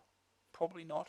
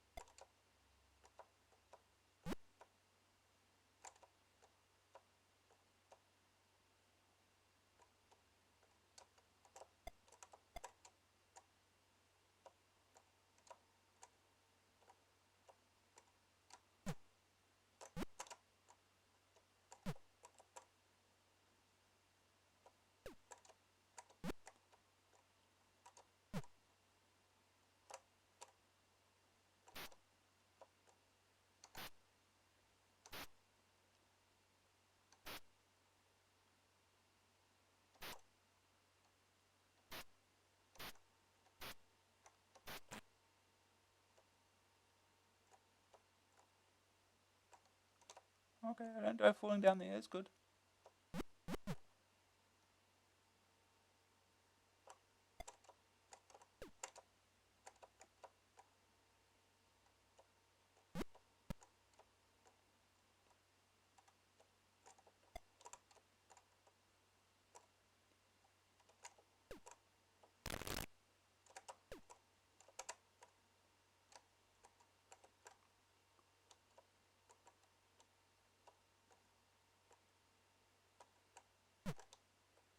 Oh, really?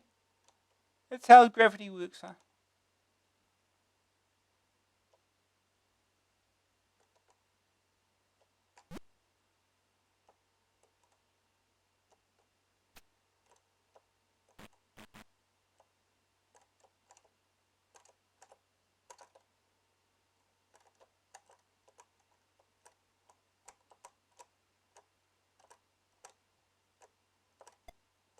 Okay.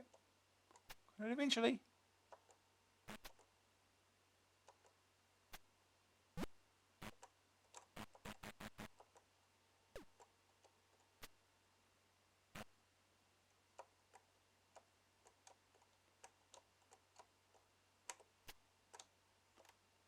Oh.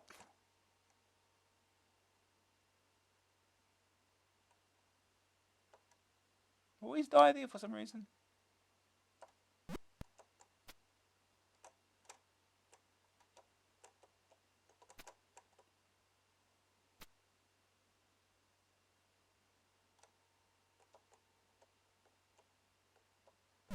Oh.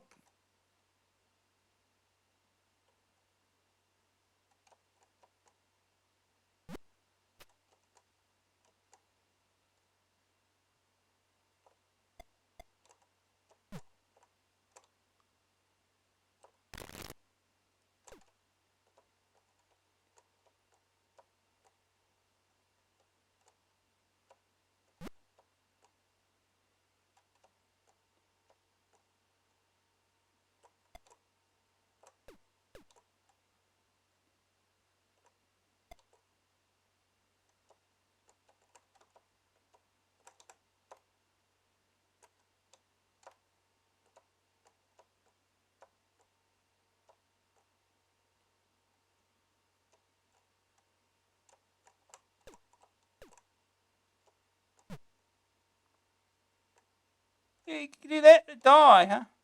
Off the top of the screen, death.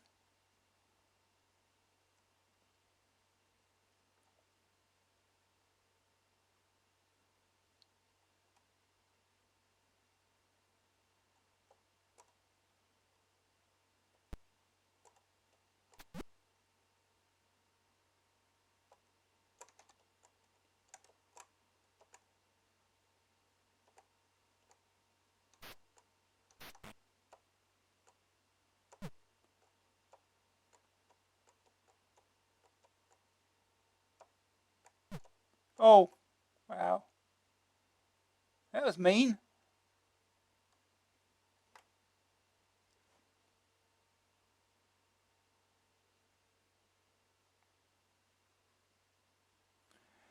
Anyway, we'll move on.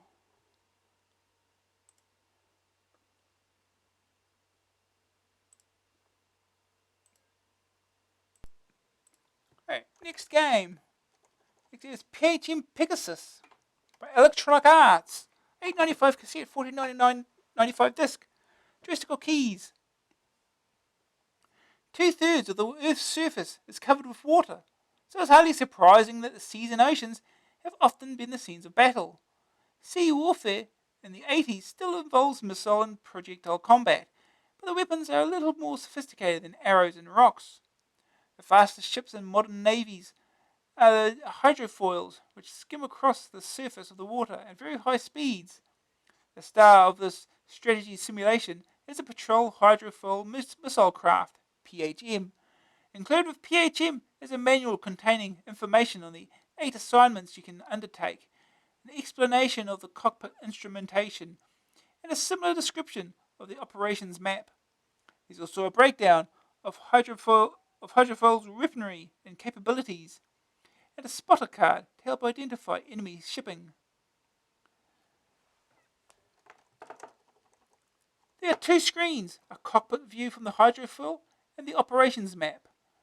The cockpit view is split into smaller windows, a view from the bridge, a binocular view, information of weaponry, speed, fuel, direction, the time factor, and a damage indicator. The operations map shows both the area in which the assignment is set and your hydrofoil. The 8 missions get progressively more difficult, from battle training, a simple introduction to hydrofoil combat, right up to jihad, as in the Islamic Holy War, for the most experienced naval officer. Once you've chosen a mission, the operations map appears with your hydrofoil indicated by a dot within a small white circle. If a convoy is visible, or you have any helicopters, then they can also be directed from the operations map. A clock at the bottom of the screen shows the current time, and time by which the assignment must be completed. You can watch your hydrofoil's progress from the operations map until something exciting happens, or you can go to the cockpit view and look over the ocean. One feature that makes things happen more quickly is the time compression function, which speeds things up by as much as 128 times real time. There's no waiting around for something to happen in this game. Other companies should take note of this feature that prevents players getting bored waiting for things to happen. Eventually, you'll find some enemies to dispatch, and the game becomes more simulation than strategy. Simply choose your weapon and target, and get blasting. There are 3 ways the game can end: completing the assignment, running out of time, and being sunk. Your score is considerably better if you complete the mission, because you receive a survival and a time bonus. After the assignment, you're given a rank that indicates how well or badly you did. It shouldn't take long before you've gone above the rank of Deck Mopper. The operation map leads a little in colour. The operations map, I'll get this right. The operations map lacks a little in colour, and things do get a little confused when there are multiple radar targets displayed in the cockpit. The only real moving graphics appear in the window that overlooks the ocean. Here the ships aren't animated. They just move left and right as the hydrofoil turns. The ship outlines are well drawn, and you can easily identify the ships from a side view. Unfortunately, you see the enemy head on more often, and since there are no head-on pictures on the spotter card, you'll have difficulty identifying the different enemy types. Sound is limited to crude explosions, and the occasional warning sound when missiles are locked on, or you're in shallow water. PHM may not be the most technically accurate simulation. The honour is split between Gunship, reviewed this month, and F-15 Strike Eagle, but it does have plenty of action and strategy thrown in. Being able to speed up the clock to 128 times real time is a major asset in getting through the boring bits of an ocean voyage. The different assignments make for a long-lasting game, but you're unlikely to play again when they've all been completed. This is the 3rd game in as many months from Electronic Arts, and it's of the same high standard. Let's hope they keep up the good work. First aid target: complete a better part of Valor.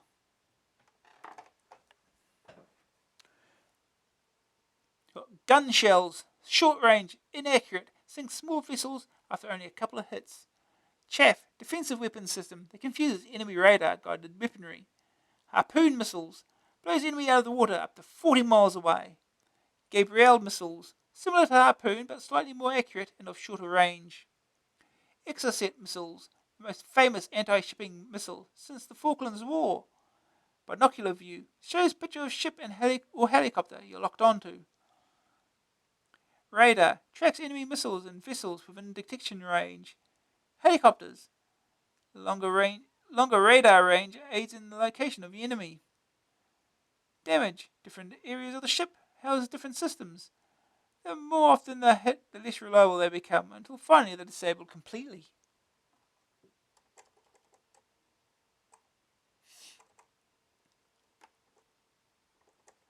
Second opinion: PHM has a lot going for it. An effective view, well-drawn ships, easy controls, and achievable goals. A pity the maps are a bit plain, but at least it all fits into memory. Worth a look. Green screen? No problem. The verdict: graphics 68%, detailed chips and map. Some animation would have made the things more interesting. Sonics 29%, kaboom and ping. Graph factor 79%. Simple scenarios get you going. Rush through boring bits option. Staying power 86%. 8 increasingly tough scenarios. Once completed, never repeated. AA rating 84%. Another superb electronic arts game.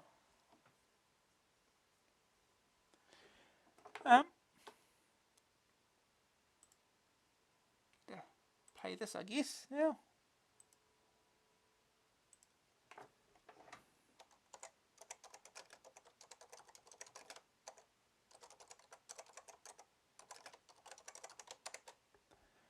First, I will find manual for this thing. So I think I need the controls.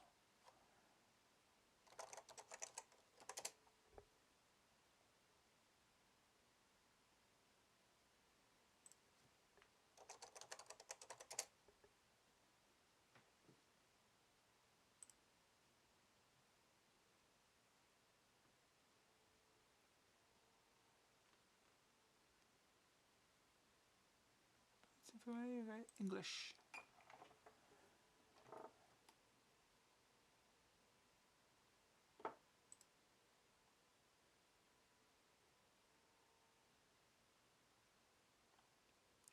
I'd have to use a cracked version of this because the original does not boot.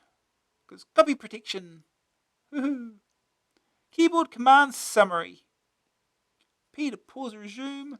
Shift and Q to quit. V toggles view between operations map and bridge.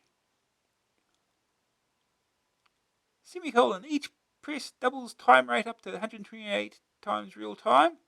Equals. Each press halves time rate down to real time. N returns to real time. 0 to 5 sets hydro full speed.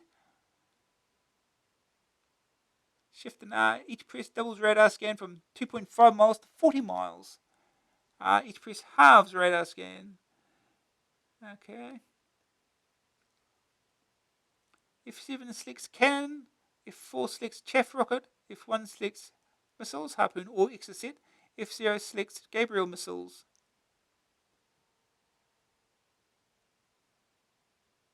Enter to fire selected weapon. I guess the fire button will probably do that too.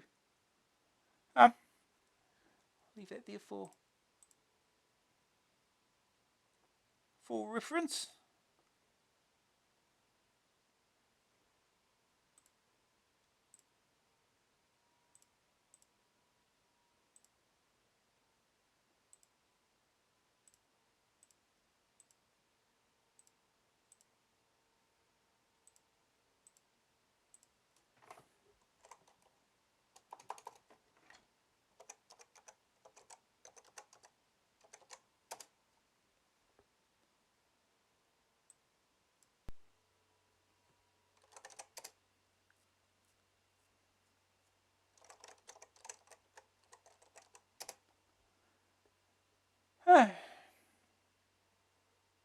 PHM Pegasus, Electronic Arts, conversion by Linsoft.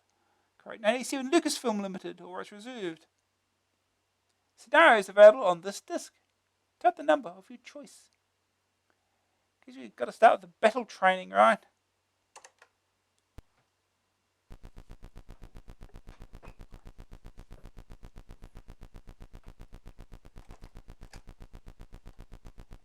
Okay.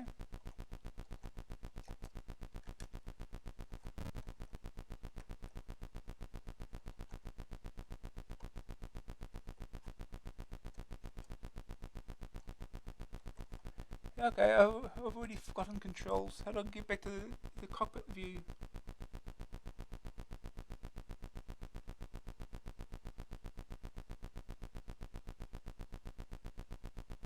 V.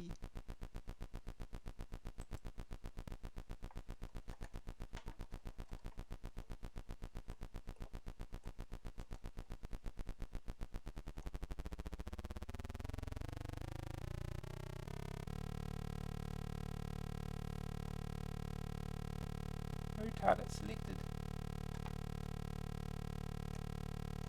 Go down again. Do a map. Do we have any targets? Are there actually any targets here?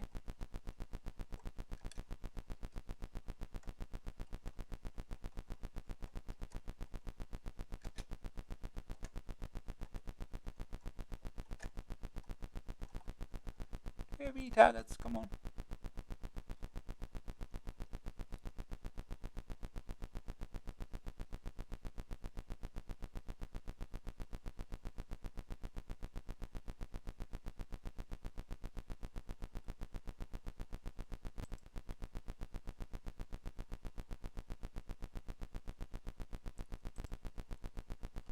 Shift R.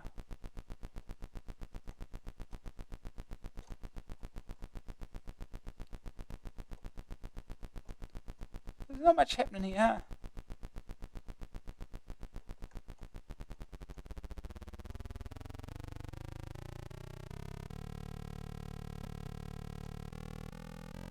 Oh, up and down. Oh.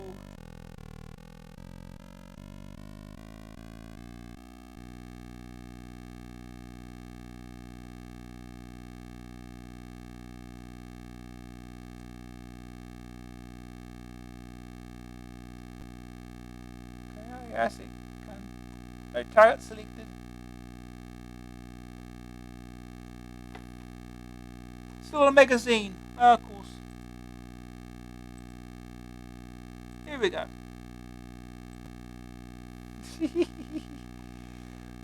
Ah, not that you missed anything. Nothing has happened.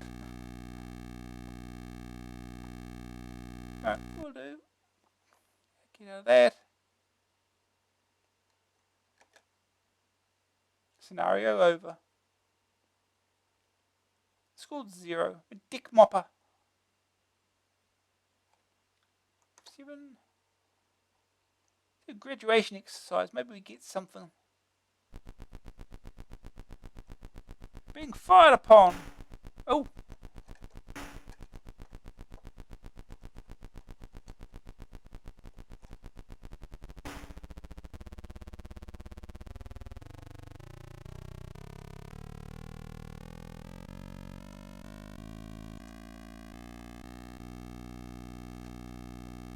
How do I select the target?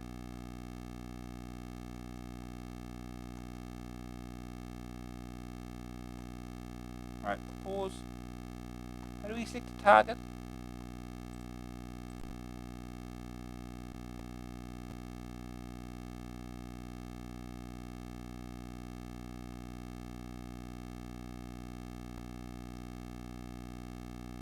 Cursor keys. Cursor keys to move the cursor. Aim weapon left, right, up, down. In weapon aiming mode. Try to get the...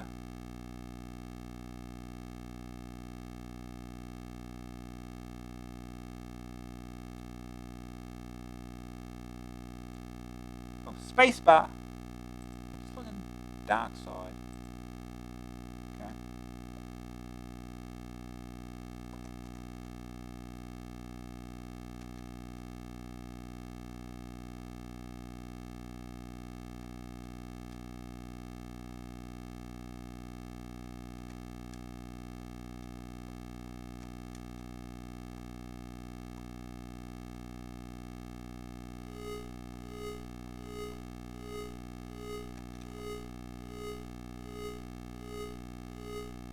How do I fire?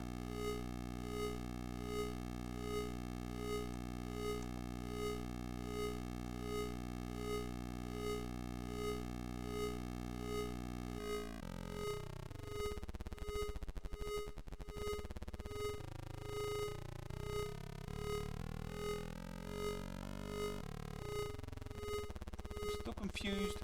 How do I fire them thing?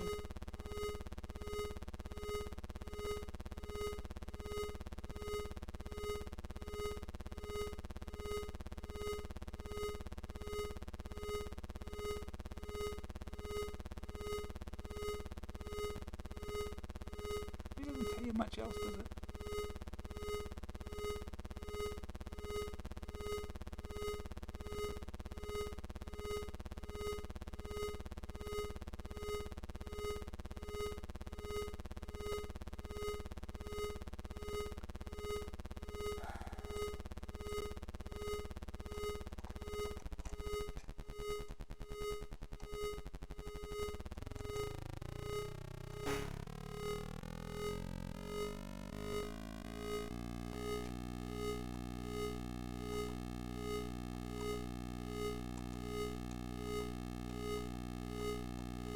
target selected. Look at all these targets. How do I select a target?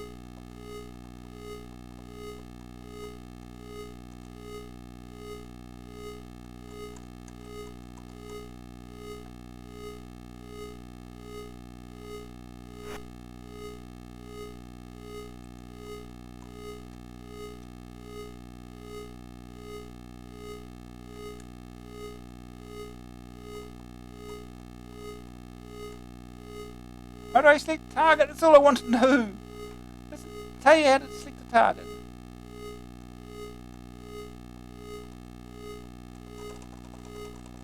On aiming mode. What do you want me to do?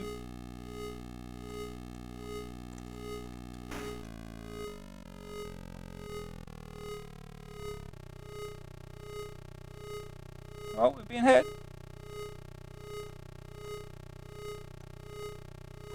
Target! How do we target something? Aiming mode.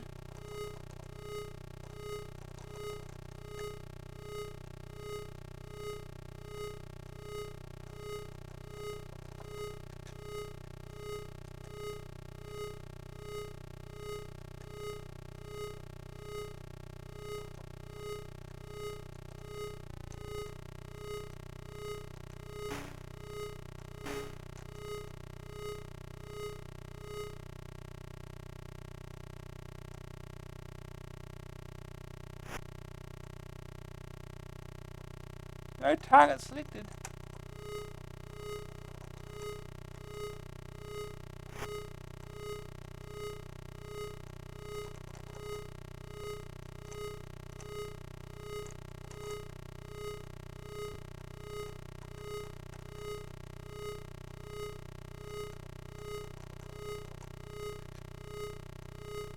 I am very confused. Aiming mode. Oh. Oh. Comma and full stop.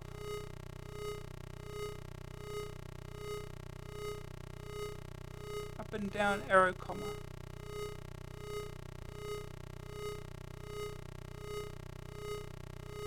Up and down arrows.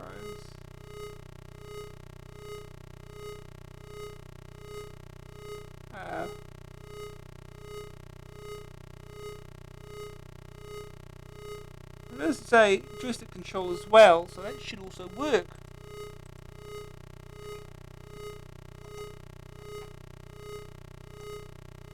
Oh, it is the same key.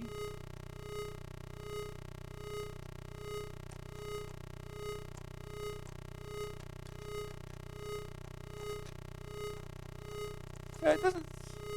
How do you aim? That's the thing. Let's restart again.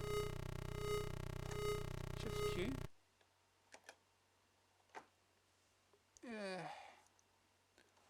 Utterly confusing.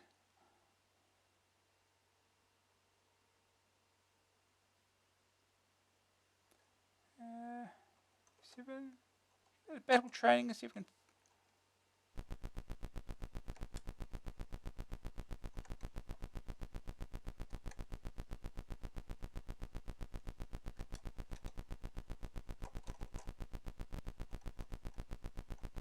No target selected.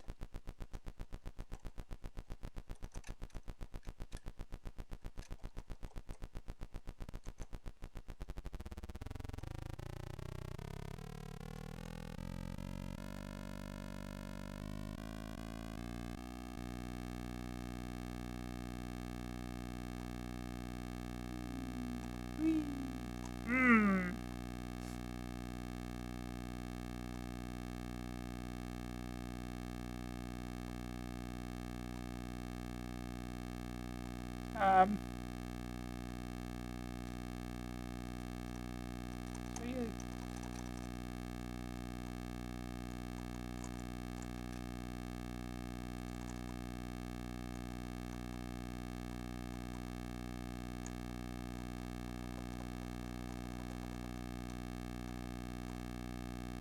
This is not helping, there's nothing to shoot here, so...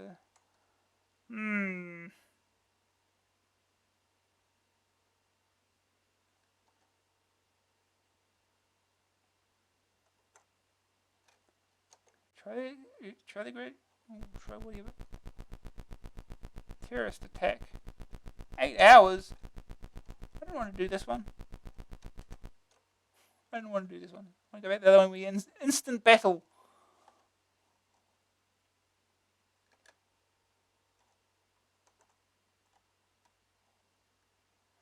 Two. Graduation exercise.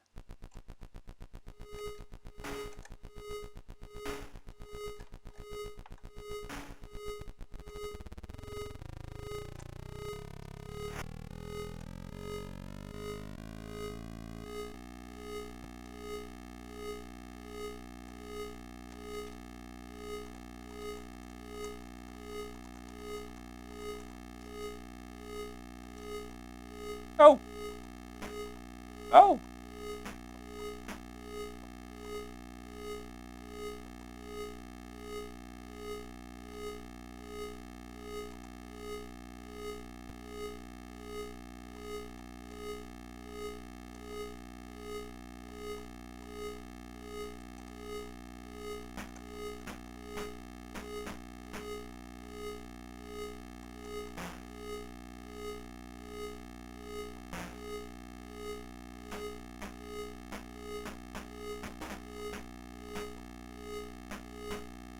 Got it.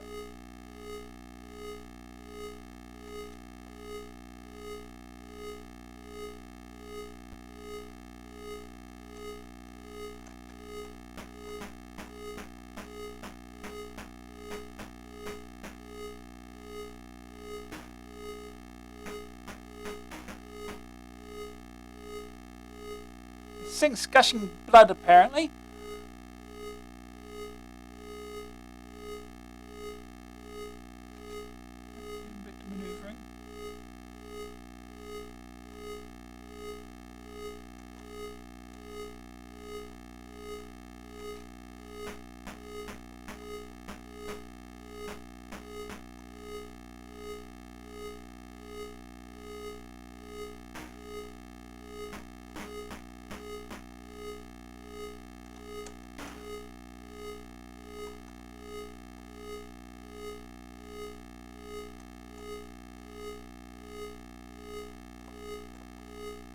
Out of shell range.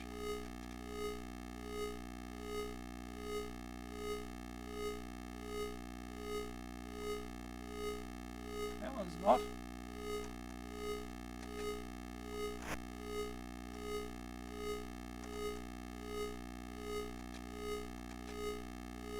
Out of shell range, it says.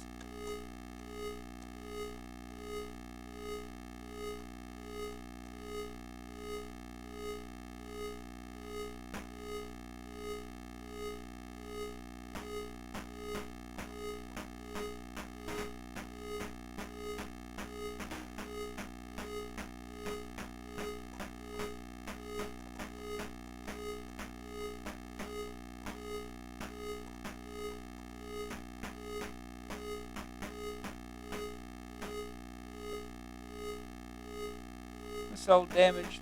Oh.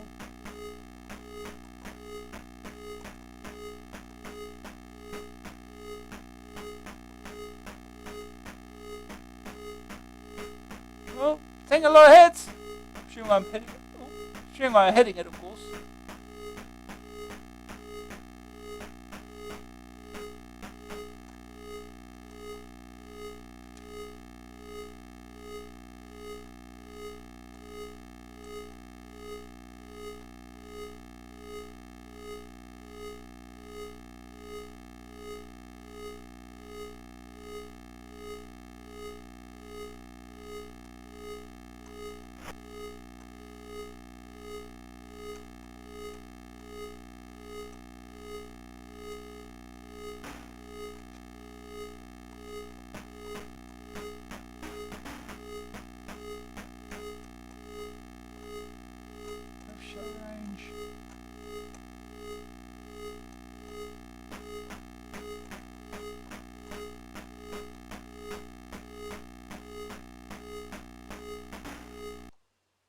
Oh, I think I got sunk. Yeah, we've been sunk. Scenario over. Still a dick mopper. We got 800 points.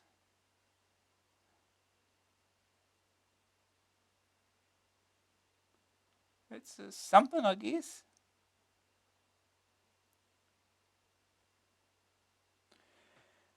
Anyway, I think we'll move on. Right, next game.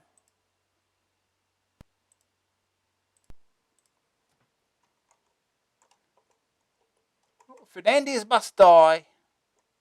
In the distant jungles of Central America, revolution is in the air. The government of the Democratic Republic of El Diablo has been brutally overthrown, and the evil despot known only as Fernandez rules the land.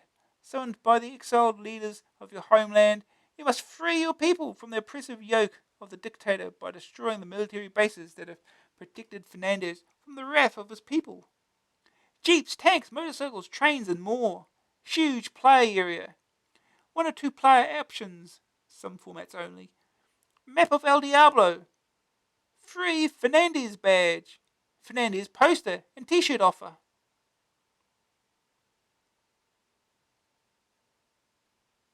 $8.99 Spectrum cassette. Spectrum Amstrad Commodore disc $12.99. Cassette Amstrad and Commodore $9.99. ST and Amiga $24.99. Alright, next game. Heroes of the Lance. US Gold. $9.95 cassette. $14.95 disc. Joystick. Just joystick. The long-awaited Advanced Dungeons & Dragons, AD&D, has finally arrived on the CPC. Unfortunately, it's not a role-playing game. But you can't have everything. We were last month, huh? Heroes are set in the fantasy world of Kryn, a world in which the Dragon High Lords and their draconian minions seek to dominate.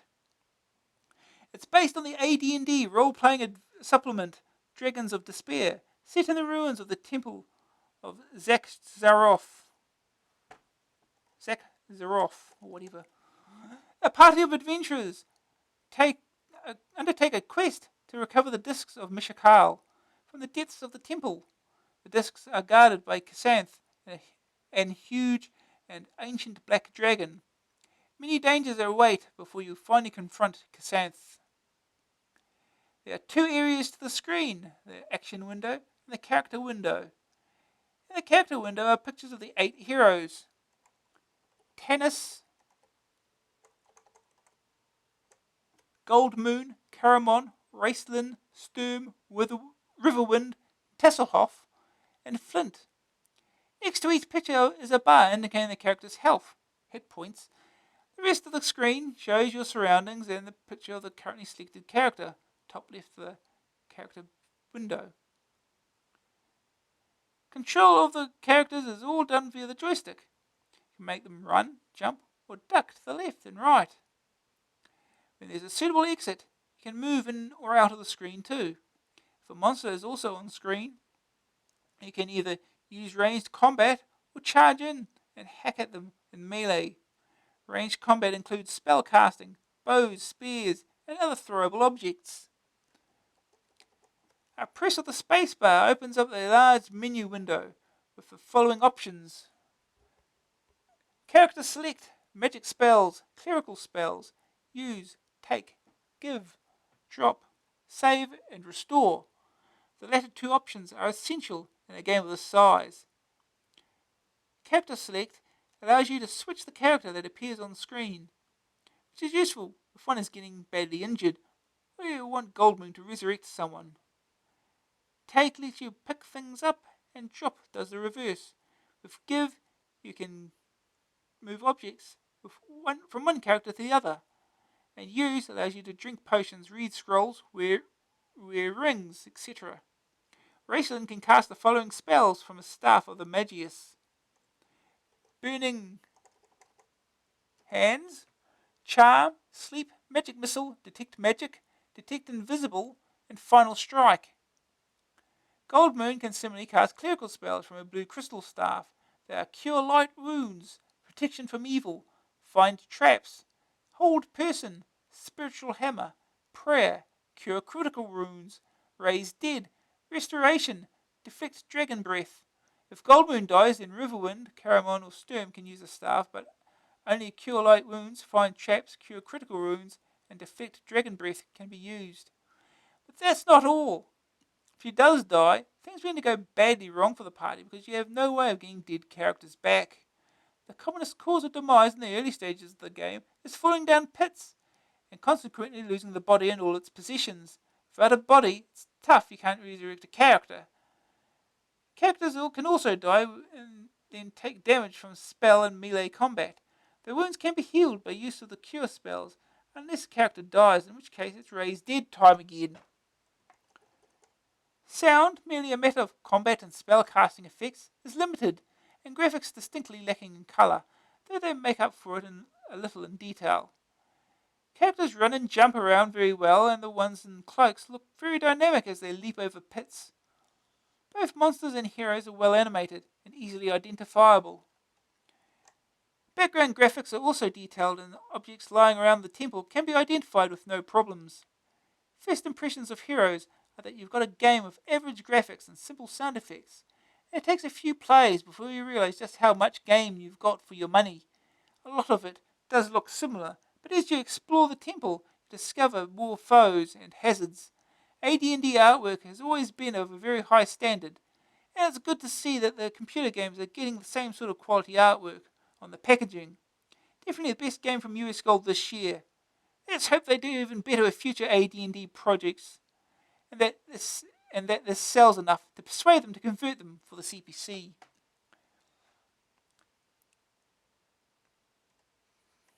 Pro tip?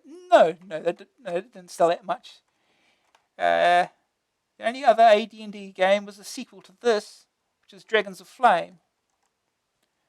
Other than that, nothing. A bestiary of Zaksaroth. Baz Draconians are the smaller of the two draconian races met in Zaksaroth. They have a taste for human flesh, but can be killed quite easily. When they do die, they crumble into dust. Bozak Draconians are slightly larger and nastier than they can, and they also have rudimentary magical abilities. When they die, they explode, injuring anyone too close to them. Giant spiders lurk in some areas of the temple. They are unintelligent and treat anything that moves as food. Their small size makes them difficult to hit. Gully dwarves, the result of interbreeding between dwarves and gnomes. The result is a cowardly race that will plead for mercy if they have an opportunity. In the early stages of the game, the most dangerous thing you'll meet are the hatchling black dragons. They don't like getting close enough for you to hit them, preferring to breathe on you, which can cause a lot of damage. Kasanth, the huge ancient black dragon, is your final enemy. He can breathe acid all over you, claw and bite and hurl magic spells at you. Defeat him, and the Disc of Mishakal are yours. Within the temple, you'll also meet men, and the employ of the Dragon High Lords. They're all experienced warriors, armed with swords, and they wear leather armour. Spectral minions are the spirits of dead humans or demi-humans who fail to complete some quest in life. They look as they did when they were alive, except that now you can see through them. Trolls may not be the most intelligent life form in the temple, but they are one of the more dangerous. They carry no weapons, instead attacking with claws and teeth. Killing them is no simple matter, for unless you completely burn their corpses, they have a tendency to get up again after you've killed them. Wraiths are the undead spirits of evil beings cursed to stay in the world of the living. Their touch is deadly, not so much for the damage that it inflicts, but for the life force that they drain from you. Late production difficulties, it seems, may delay the appearance of heroes in the shops. Thus, there may be features that do not appear in the pre-production version on which this review is based. These, however, should be minor, and in any case will be improvements. If anything, the game you see could be even better. These are characters. We've got it's too far. We get character descriptions in game. The verdict: graphics 63%, well animated and detailed monsters and heroes. Color could have been used better. Sonic's 43%. Sound effects are simple, but do their job. Grab factor 86%. Many things to do, and objectives to achieve. Pin jumping is very difficult and frustrating. Staying power 93%. Very large playing area to explore. Most of the fun is in exploration, and so if you do complete it, then you probably won't play it again. AA rating 92%. An excellent game from US Gold. It's been well worth the wait. Let's get started.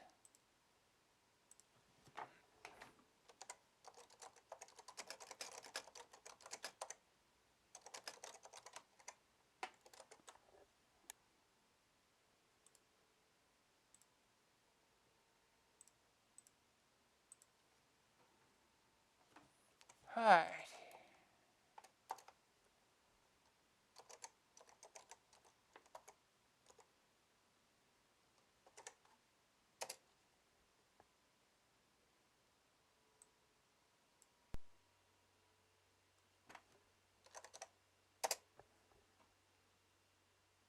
Scientific ratings.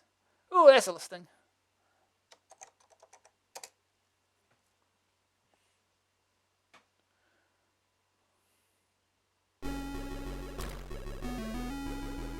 Yeah, music.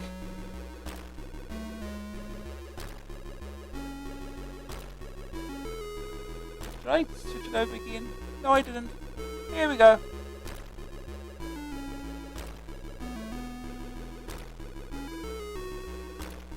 Forgetful of my old age.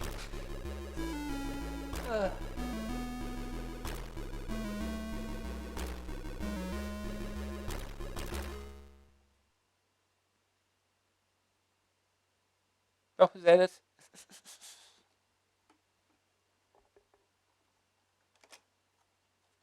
Heroes of the Lance, game design and program creation, US Gold Limited, Alan Bridgman, Matt Ellis, Brian Howarth, Toman Ermac, Graham Lilly, Anthony Scott, Richard Sheldon, Mike Woodruff, and Simon. Just Simon, apparently. Product manager, Jerry Howells. Design coordination, L.H. Miller. Game developed by US Gold Limited and Strategic Simulations, Inc. Copyright 1988, TSR, Inc. 1988, Strategic Simulations, Inc. All rights reserved. Gold Moon, a human cleric, daughter of the Kishu chieftain. She is betrothed to Riverwind. Gold Moon carries the blue crystal staff. Its full powers as yet unknown, but only available to her. Sturm, the son of a knight of Solamnia, Sturm Brightblade is a human fighter. Taught his wilderness skills by Flint, he is bound by his code of honor to disdain ranged weapons as cowardly, fighting with his two-handed sword in close combat. The picture, he's got a shield there. You don't use a shield with two-handed swords, right? Whatever. Caramon, trained as a warrior, Caramon Majuri gained the experience to make him a mighty warrior by his travels with Flint and Tanis. Armed with a spear and longsword, he is a valued member of the Companions.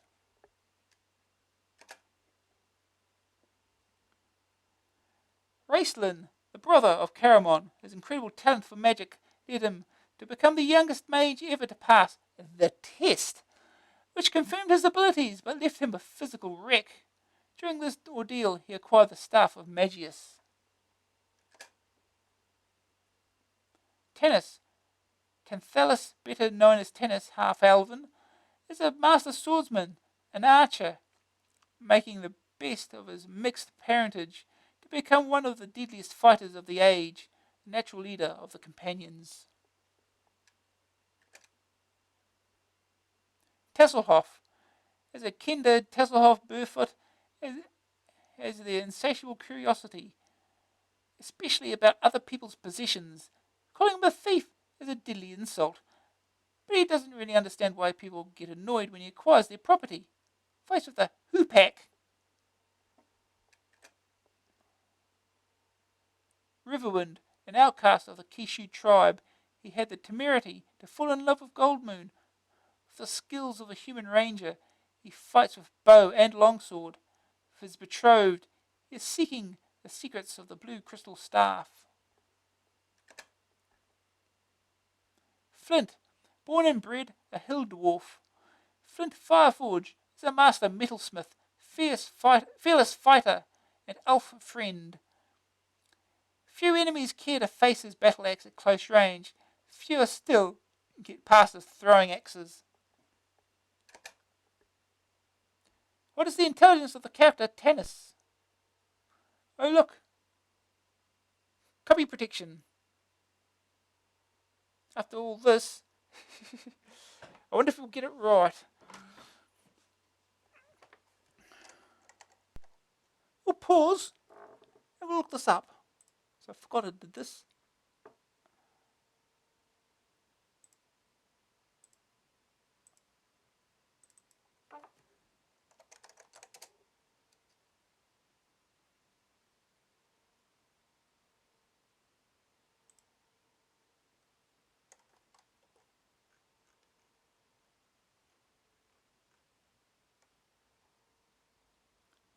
See.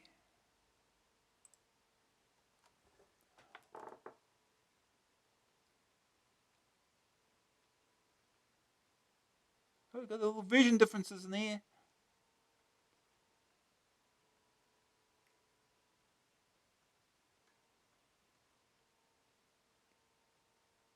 Ranged combat.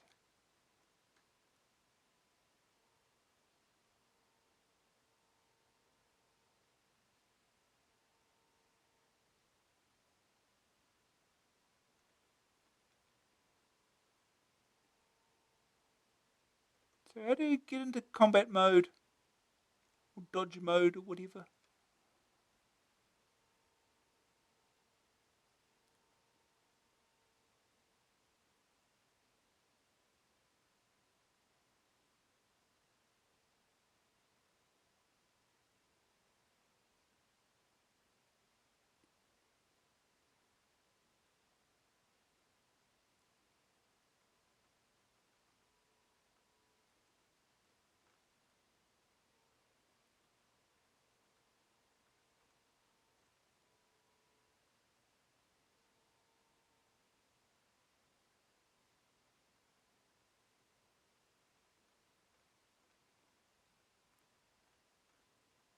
No answers to what we need here though, yet. Oh, here we go. Characters. This is just a text only thing of the thing. It's just got a description of the picture. Picture of light-haired, beardy bloke. Picture of dark-haired man with a winged helmet. Yeah. Droopy mustache.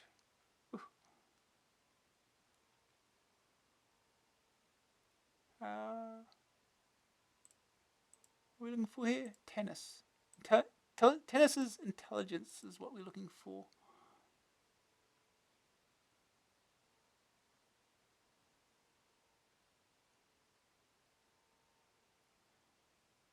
His intelligence is 12.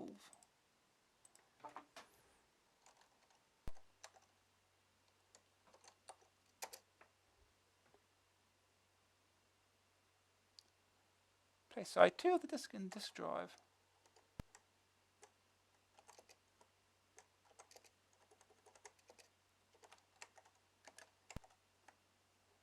Disk error.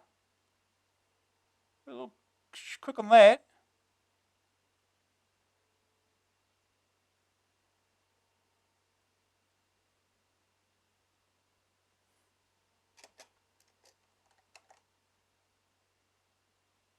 We're going to have to restart again.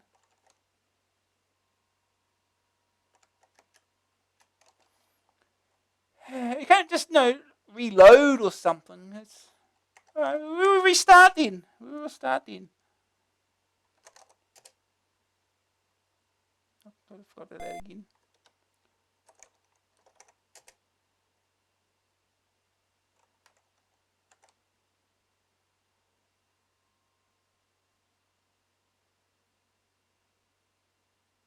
It doesn't work on restarter.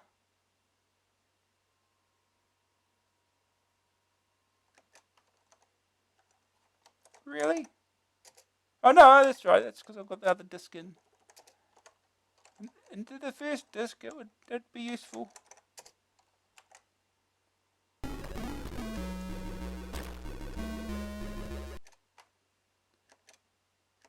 Oh, can go through this again.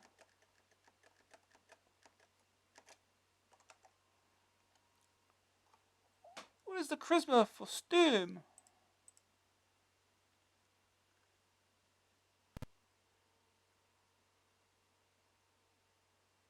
12. Before I do anything, I'm going to change the disc over now.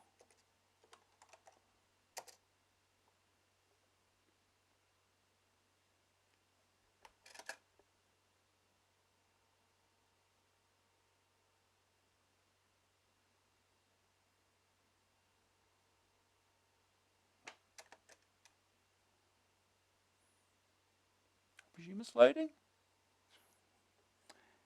I swear I tested this beforehand and it worked. I swear this worked.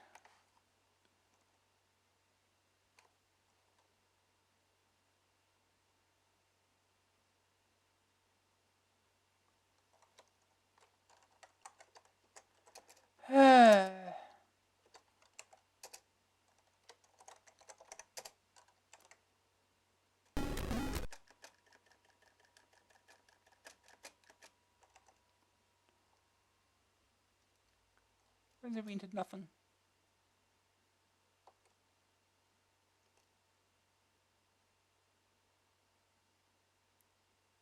Oh, is this an actual cracked version?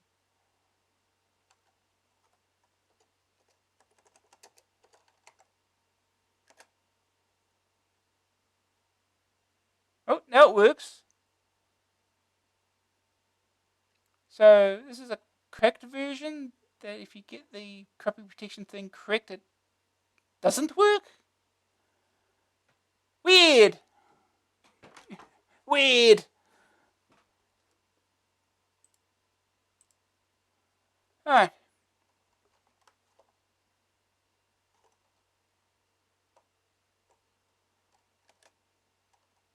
Character select.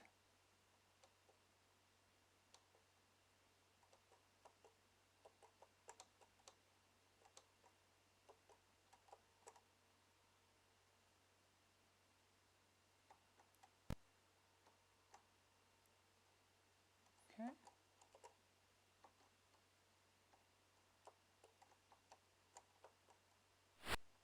Oh, there you go, you threw it.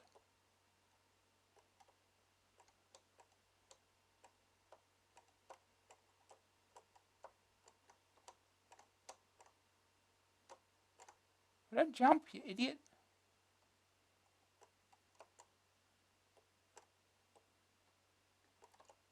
Oh.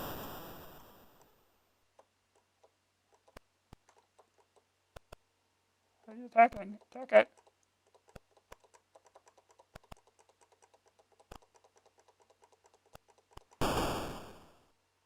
Oh, that did so much damage.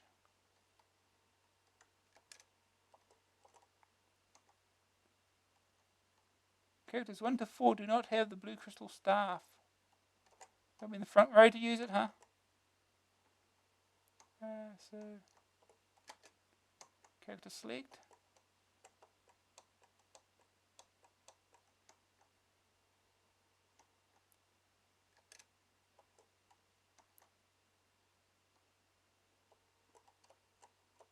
Cure light wounds.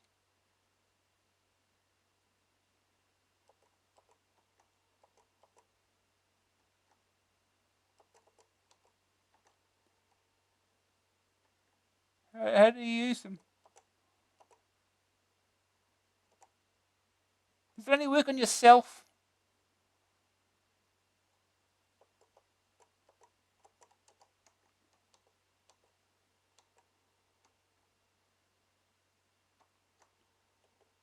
Let's try this then. I never figured out how much worked other than just the platforming in this game.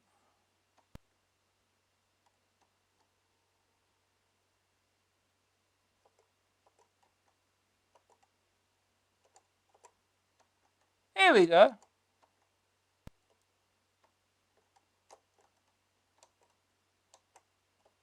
Oh, you can move backwards over there.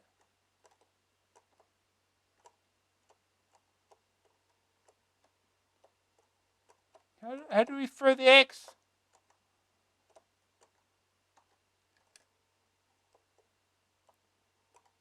That's what I'm not clear about. Is how do you throw the axe? Did it once and hasn't done it since. Did he only have the one?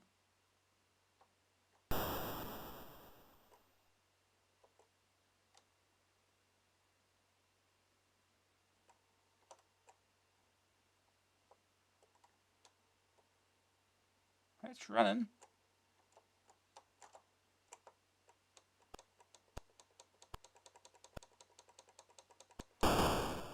Okay.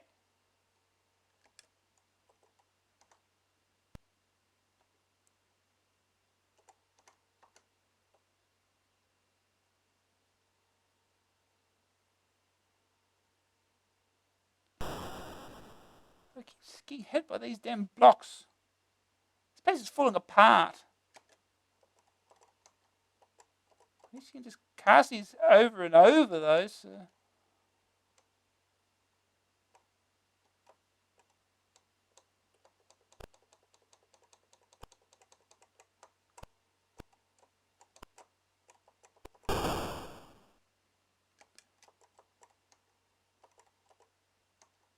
Right? There doesn't seem to be any magic points or anything in this at all. Look at a giant cauldron or something. Oh, that's a pit. Oh, never mind, he's dead.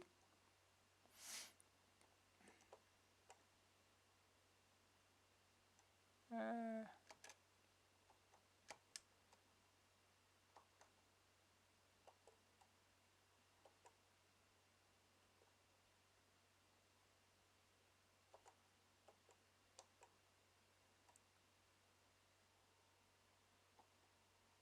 Jump you around.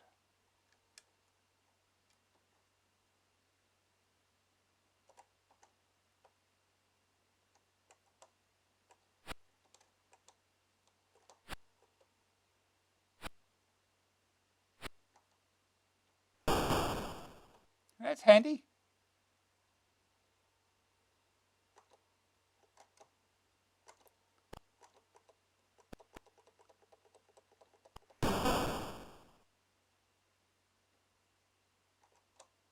See out of arrows.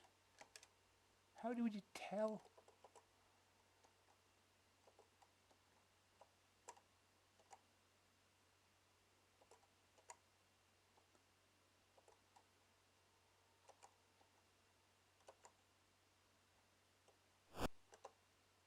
Alright, there you go. He's got more arrows or something.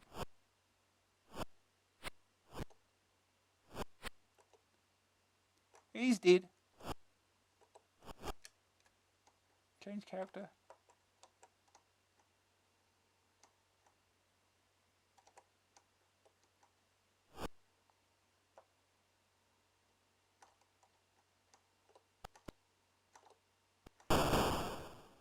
Okay.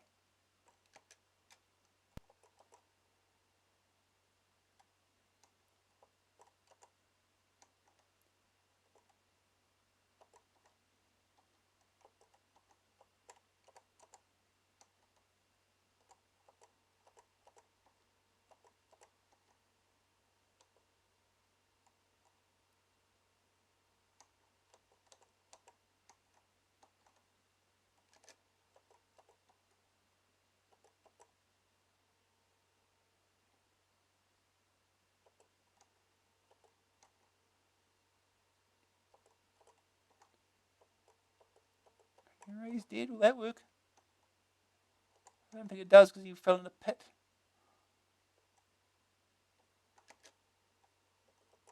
Change characters again.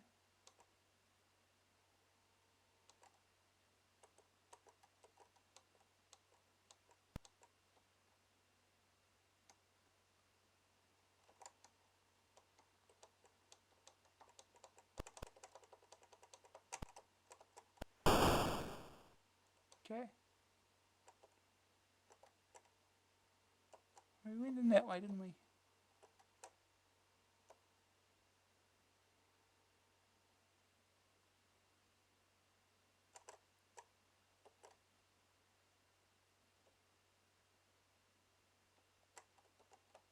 Oh, don't jump, you idiot.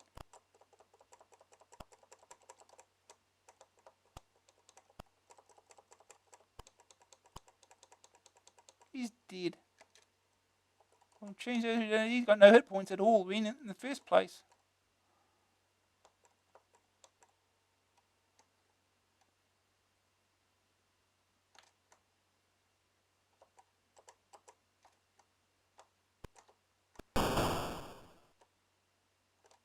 Well, there's items here. No.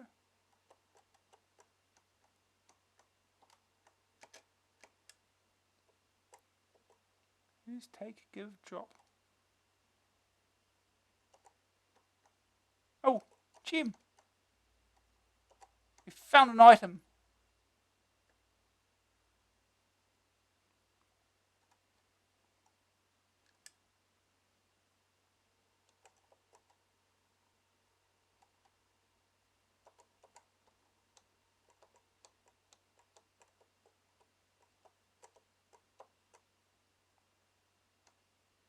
Character is dead.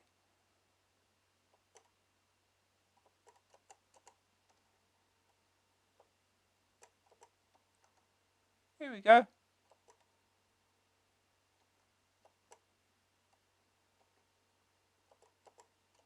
Just keep casting this until he gets his stuff, all his health back.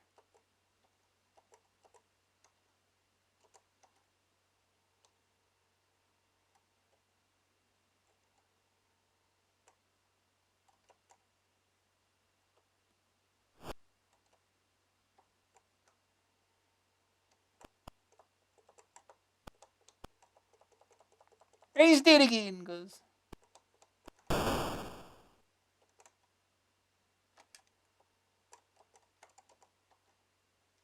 next this is the body. He's dead.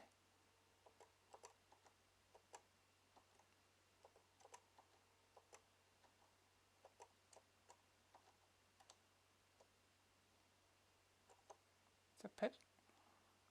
Don't fall down there.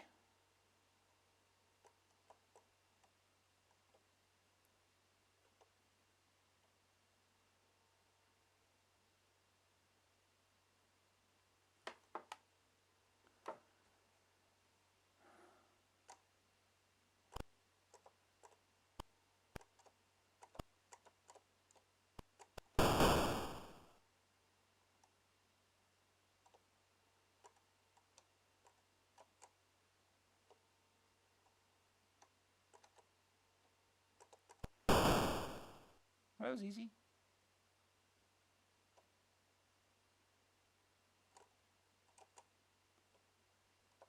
Oh, I'm sure I'm completely lost here.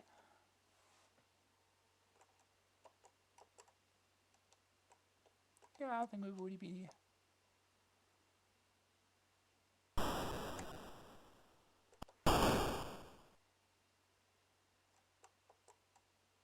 Oh, item.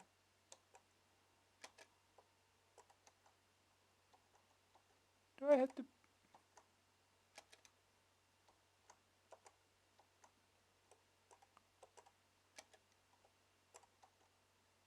Pouch, 20. 20 something. I presume it's gold. Okay, run.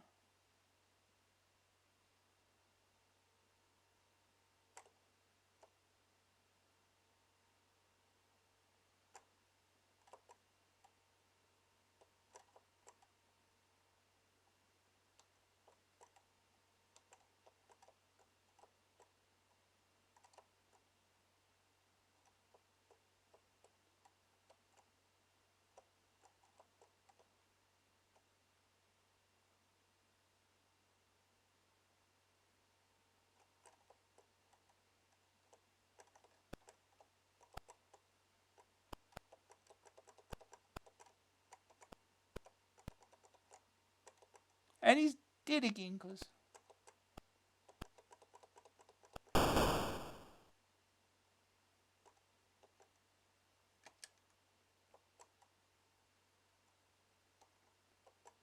He's healing. He did take Jim.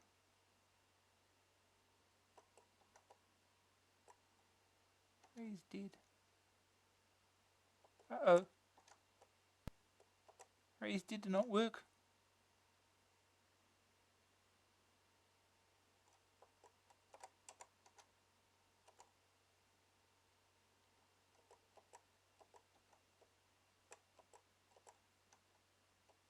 Okay, that's a problem. Prayer.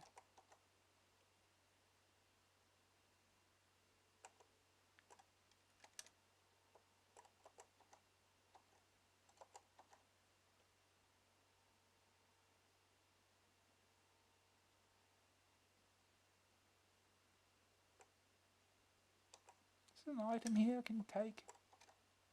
Longsword.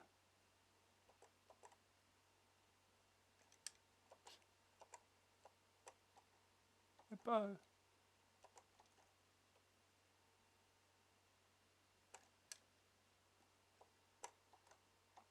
Jim.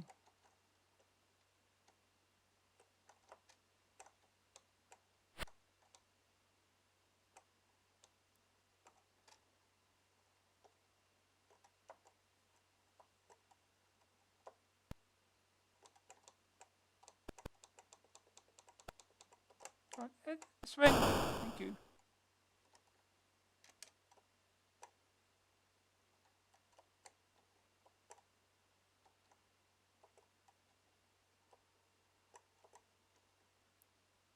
Oh. We've got 3 dead characters.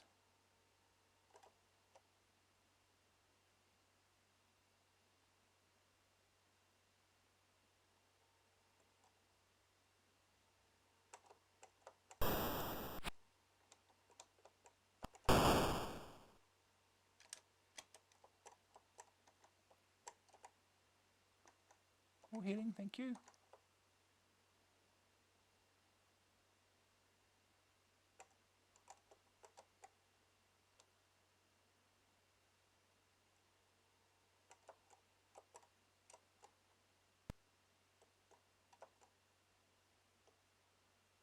There's something I can take. Oops. Coins! That's happened to be... Oh, there's a pit. Do I have to jump this? Can I jump this? I'll switch to character. Less useful.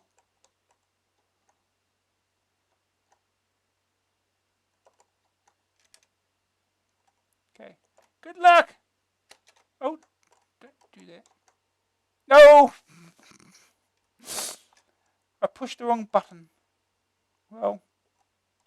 Okay, we won't bother. She's back this way.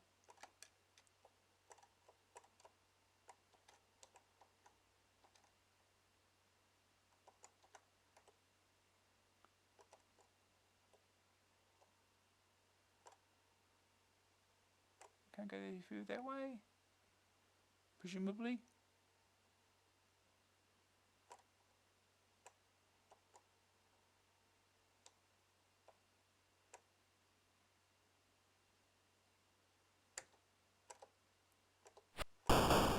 Oh, I got a shot. Items. Gold bar. Ooh.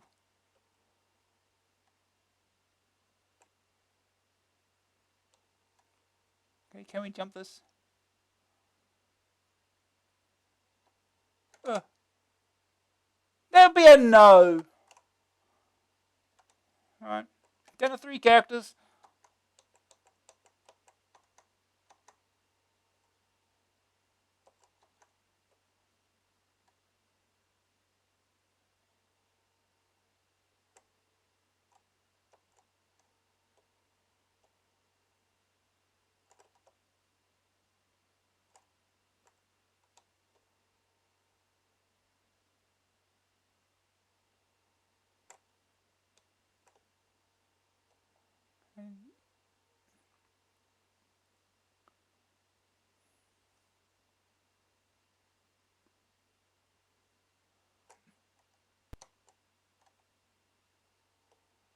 Yeah, well, the previous issue they complained the Bard's Tale was not an RPG.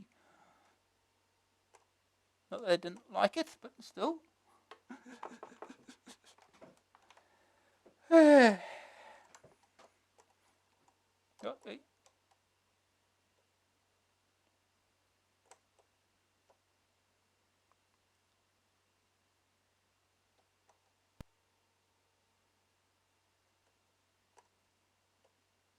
no, that's jumpable. Oh, no, don't let the prison. Oh, never mind.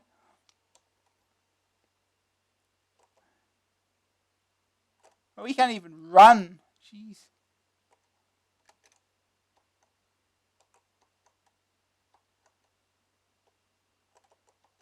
Oh, don't do that. Oh, well, never mind. Oh, okay.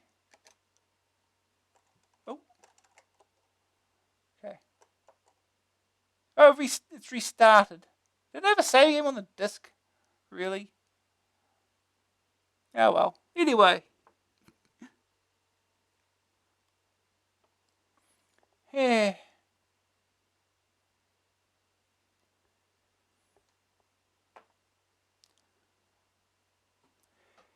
Anyway, we'll move on.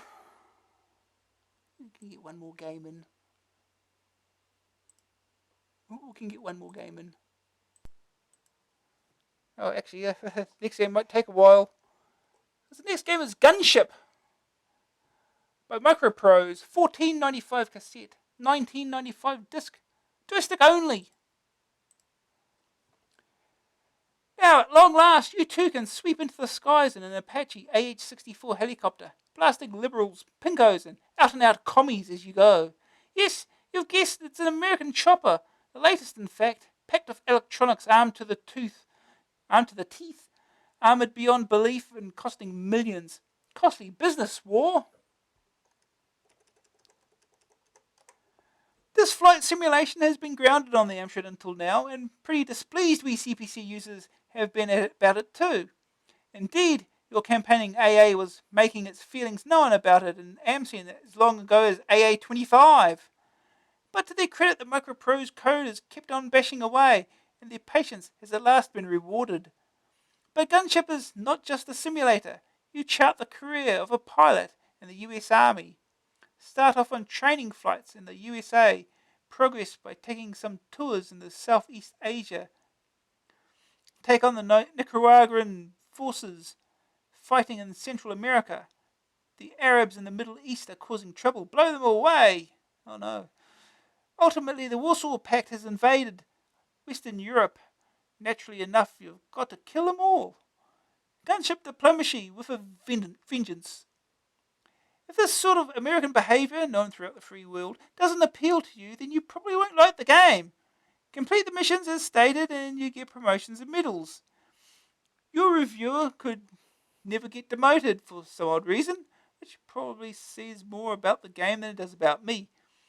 To help you fulfill your missions, there is the usual Microprose doorstep of a manual. Flying helicopters is a notoriously tricky job, but start by the book and you should be at least be able to get into the air without much trouble. As much practice on the American range as you can stand is highly recommended, because all the flak is simulated, even in the relative calm of home territory. However, you can still go west, go for Burton by taking on a hill. All potential targets are listed in the manual, together with many I could never find. Hard targets, so you have no trouble at all finding a T-74 tanks, BMP and BTR infantry carriers, SAM surface-to-air missiles, and ZSU, Zenitaya Simokodnaya Ustanovka. That's Russian anti-aircraft gun to you, pal. Armoured vehicles and military bunkers. Soft targets are heli bases, depots, and headquarters, and of course the infantry. Coming into category of its own is the Hind, a Russian attack helicopter that can outrun you and is as well armoured as the Apache. It has a nasty habit of popping out from behind a hill to shoot you up, an experience you may well not live to regret. To destroy all these, there are 4 weapon systems available. The all-purpose chain gun fires high explosive dual-purpose rounds, effective against hard as well as soft targets. It tracks with the TADs, see below. FFARs, folding fin aerial rockets, are simple unguided weapons that produce a big bang when they hit something. They are very inaccurate, but deal with soft dispersed targets well enough. AGM 114As are commonly termed Hellfires, laser-guided anti-armor weapons. They pierce hard targets very effectively, but they can't harm soft targets. They're extremely accurate, unfortunately you can only carry a maximum of 16. AIM-9Ls are widely known as Sidewinders. These AIMs, air-to-air missiles, are included in most simulations. They home in on heat sources and are so sensitive they can find the wings and fuselage of aeroplanes rather than depending on flying up the exhaust pipe of an engine.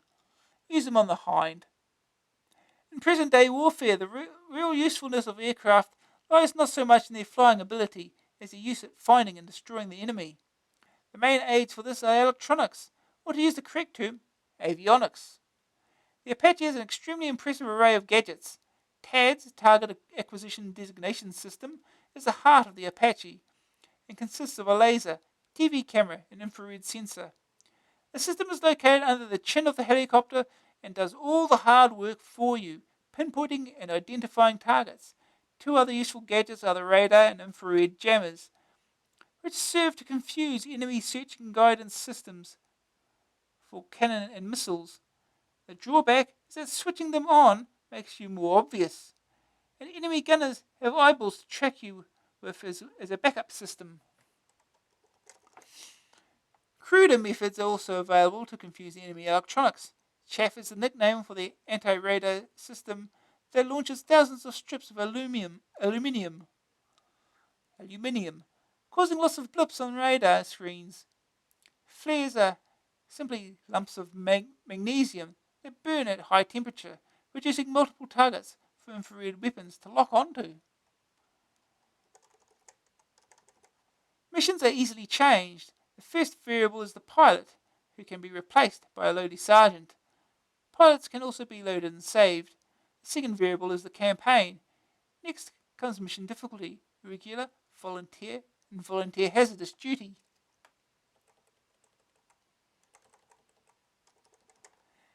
And there are even more options, easy or realistic settings on flying, landing, and weather, choice of opposition, third line yokels, second line reserve, and front line shock troops, and equipment quality, such as missiles and guns, depending on troop quality. Once you have chosen your mission, you are given a briefing listing your primary and secondary objectives. These are targets that must be destroyed no matter how many others you hit. Intelligence information on troop and equipment quality is available, as well as a sick call option to chicken out. After that, you choose your weapons. The weight limit of the Apache is limited, according to the weather. Make sure you leave enough for fuel. Not so long ago, the graphics on Gunship would be described as brilliant, and even after the Freescape system used in Driller and Darkside, they still rate very good. Not only is there a true filled-in view through the cockpit window, but you can move this view around to see what's to the side and behind you. Occasionally, however, transparent hills mar this effect. The sound is average, with a rotor racket that gets right under your skin, but enemy missile and radar lock on is announced by sound, a nice touch. Above all, you know when you're hit, because explosions are great. The most important skill in flying is balance. If you can balance the cyclic and collective controls, making use of the Apache's nose is pointing just so, then you've mastered flying. Getting to that stage is a challenge in itself. When you're there, you can start to fathom combat flying and gunnery. Gunship is the simulator. Nothing else comes close. I do feel that the CPC implementation is not fully complete. did the Warsaw Pact really paint their vehicles bright blue? And how come some can't be attacked for no good reason? Then there's the hills which appear so solid and then fade away for a few seconds. Worst of all, in the box, along with the Exxon manual, there's a little card telling you what's missing in the CPC version. For £15 or £20, you expect features to be added, which you don't expect as a cut-down conversion. Vietnam is not referred to anywhere in the manual's text. Could this be anything to do with recent history, I wonder? Just a thought. First aid target, survive in Southeast Asia. What you don't get for your £20. The Micro Pro's manual for gunship is quite brilliant. It's 80-odd pages of lavish, well-written, and beautifully illustrated manual material that assists greatly in the simulation illusion. Only thing is, it ain't for the Amstrad. After the superb manual, you discover a single plain piece of card which outlines some of what you don't get for your £20. It's not even complete. Such as 1. No roster of pilots, only one at a time. 2. Amstrad version does not give primary or secondary target locations in mission briefing. 3. Accelerated time is not included. 4. Abort mission is not included. 5. The enemy appears as only one colour on the radar screen. 5. Vehicle identification is not included. The verdict. Hang on, we haven't done the second opinion yet, have we? There it is, second opinion. Micro Pros are well known for simulations, and this is certainly their best to date. Not only is it very realistic and surprisingly fast, but it's also fairly easy to play without wading through the huge manual. More advanced players will still find the game challenging, and you can build up quite a collection of medals under your piloting career. The manual contains much information that's irrelevant, but nevertheless interesting. There's also a quick start option and a handy keyboard overlay to make things a little easier during play. There are 2 companies that show everyone else how to do it when it comes to simulations: Micropros and Digital Integration. Micropros have moved on to pole position. Now it's up to Digital Integration to try to reclaim the title. One last thing that might help you make up your mind. Tape owners should be aware that this is a continual multi-load game. Green screen, tricky but playable. The verdict. Graphics 86%. True perspective in 3 dimensions. Occasional glitches and wipeouts irritate. Sonic 61%. Rotors sound like sewing machines. Great explosions and warning noises. Grab factor 64%. Tricky to fly around. Strong urge to explore. Staying power 94%. Lots of challenges. Can only ever improve. AA rating 82%. Too expensive to be master game.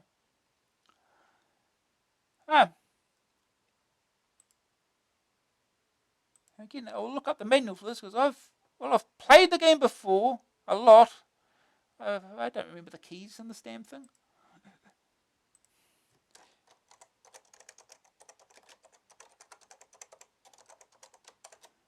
So I will look that up first.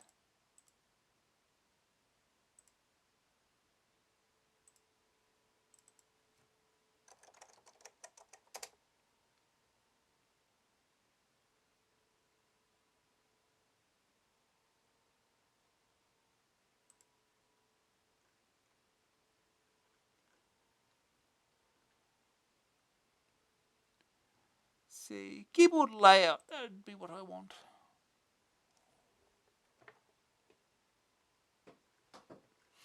One for the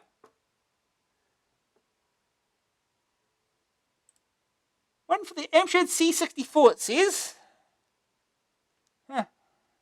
One with Amstrad 128K. The model's straight, I think. Seems to be the 6128. All that matters. As long as it just says what keys do what, it's fine.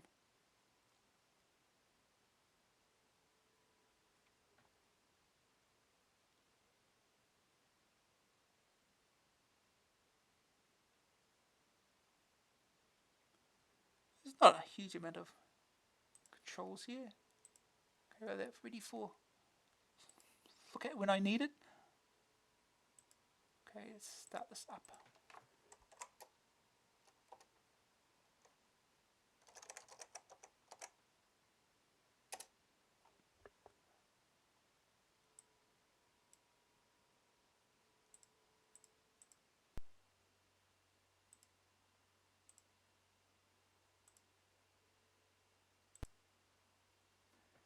Alright.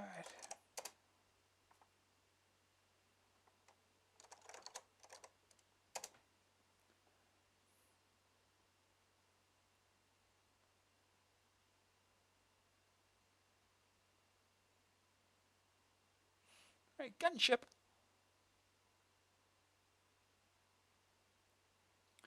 Huh. Current pilot, 0 points. Woohoo! Current duty assignment, flight training in the USA versus third line. Current style of flying, regular missions. Realistic flight performance, easy perfect landings, easy no wind temperature. Okay. So sure we can change reality. Flying. Easy simplified flight. We'll keep it simple, shall we?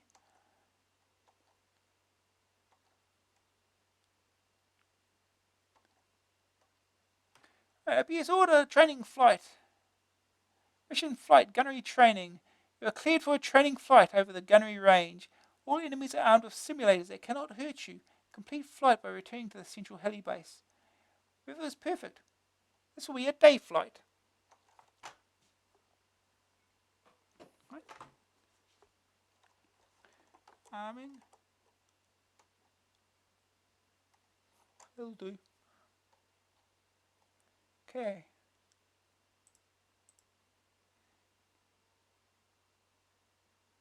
W is weapon select is status screen.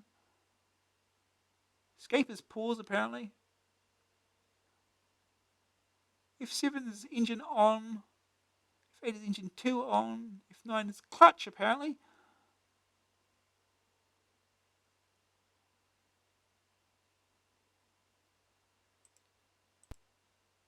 Mission update. Primary target located at grid 1011. Secondary target is any target. So, okay. Okay.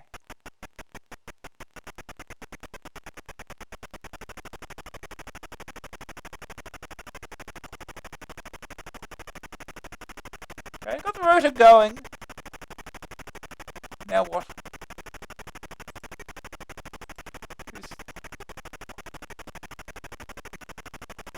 Forget how this works.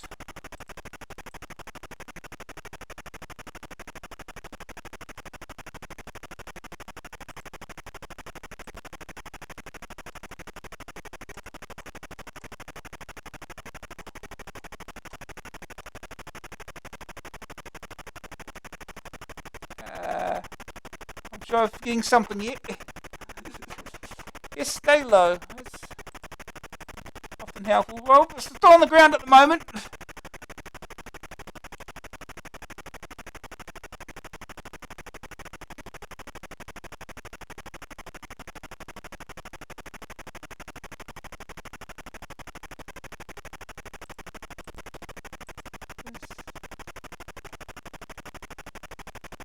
I'm going to select the target.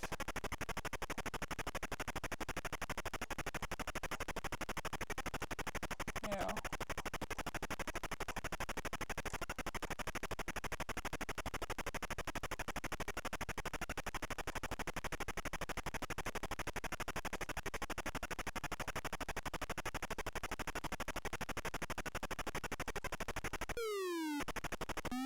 okay, that's, yeah.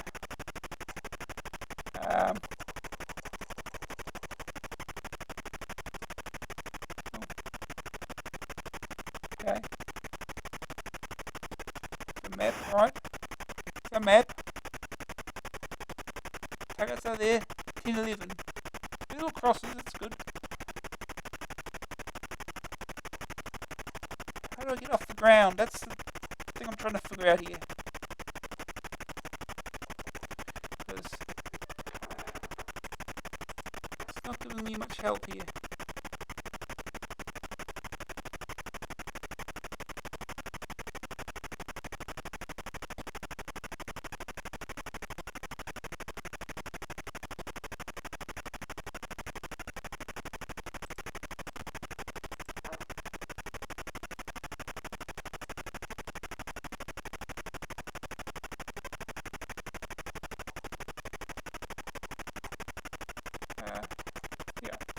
Start the engines. We've got the rotor going. Shouldn't I be getting up now?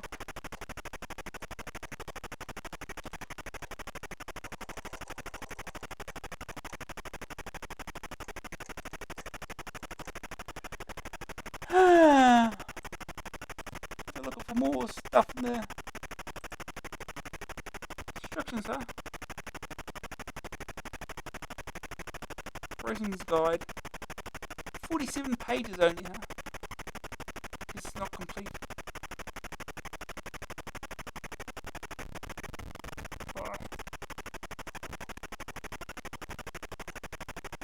Preparing to fly.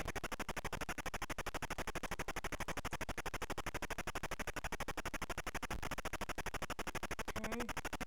Cockpit and status panels. Practical guide to flying helicopters.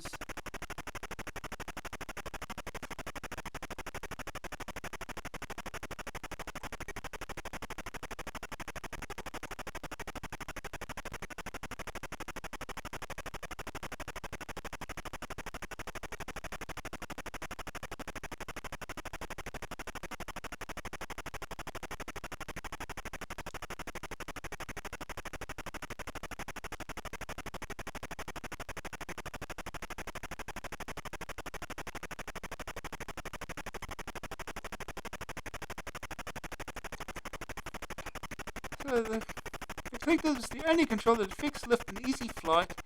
Anytime you want to add lift, to climb, slow descent, etc., tap the collective up, fast or slow as appropriate. Anytime you want to reduce lift, slow your ascent, begin or tap the collective down, fast or slow as appropriate. Not helping.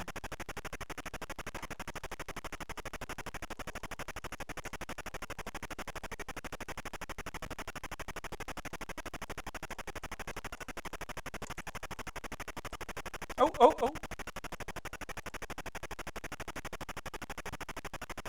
There we go. This is actually the... Okay. Here we go.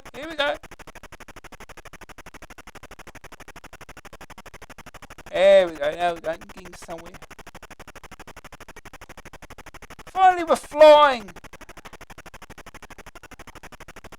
Okay.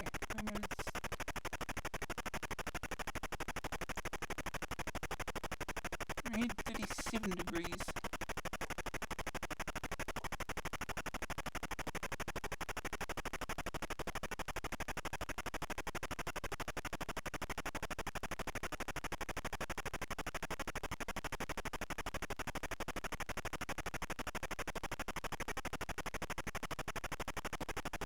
Are we going backwards? This is me.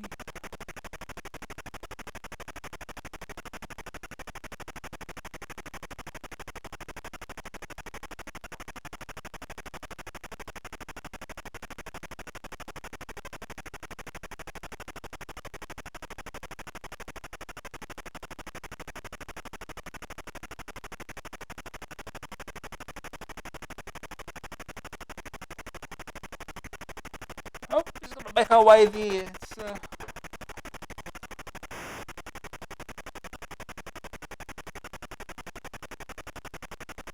well, we just got to get to it, right? Too much talk. Yeah.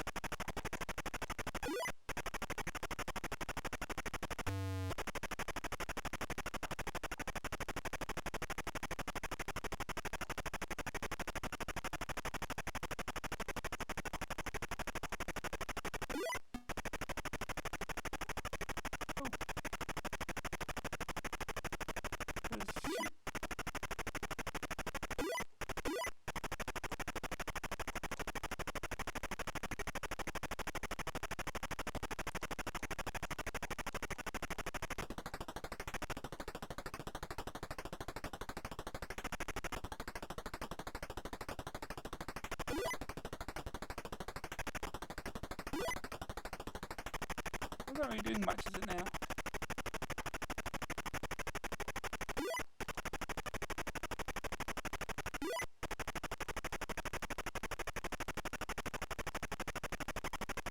Radio message.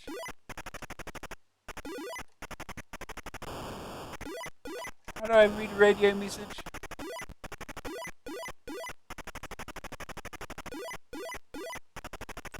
Instead of screen.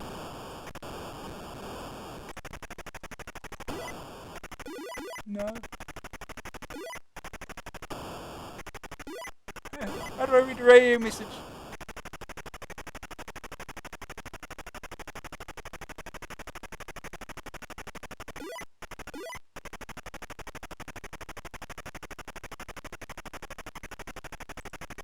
Doesn't say.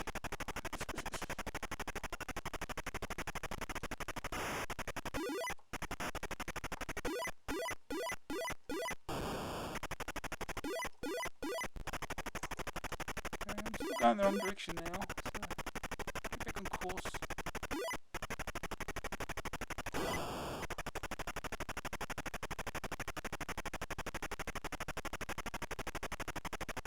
Getting a little high now.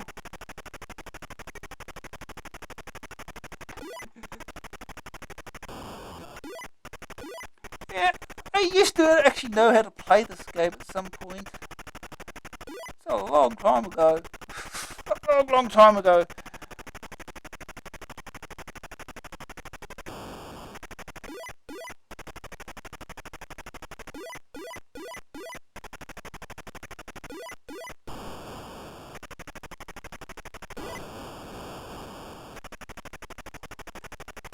Hey, just decrease engine.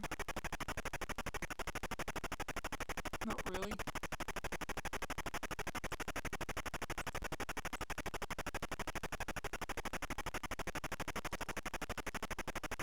Oh, I'm almost here.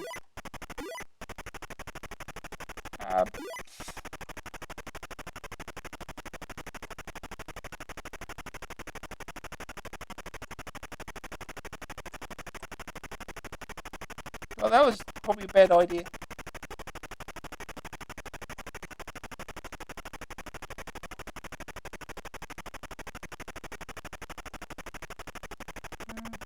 Turn that this way.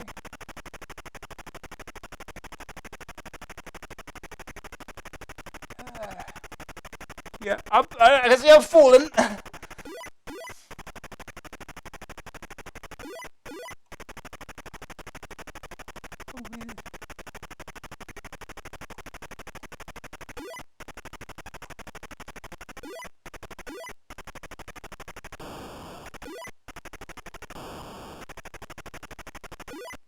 Down key doesn't do anything. I think I read something. Check something here. I think, if I remember, because down was being stupid in some other game. Yeah. That's why down's not working. That would have been nice to know beforehand. Okay. Now down actually works.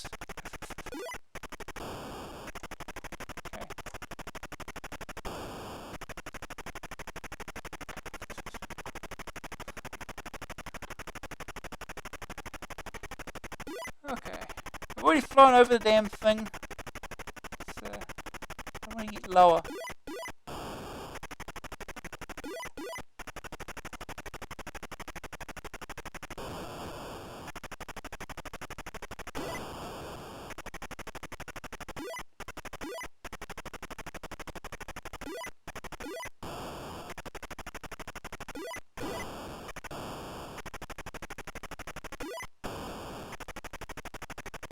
Get low first.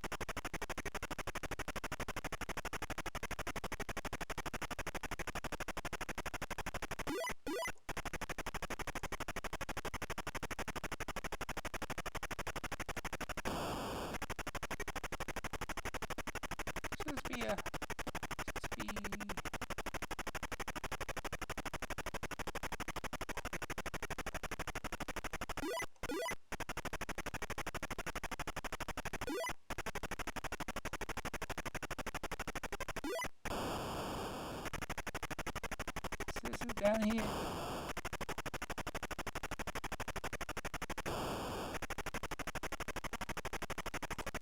Don't get too low, don't get too low.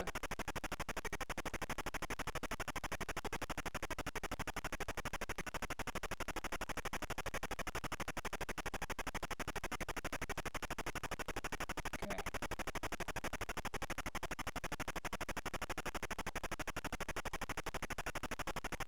Turn around again.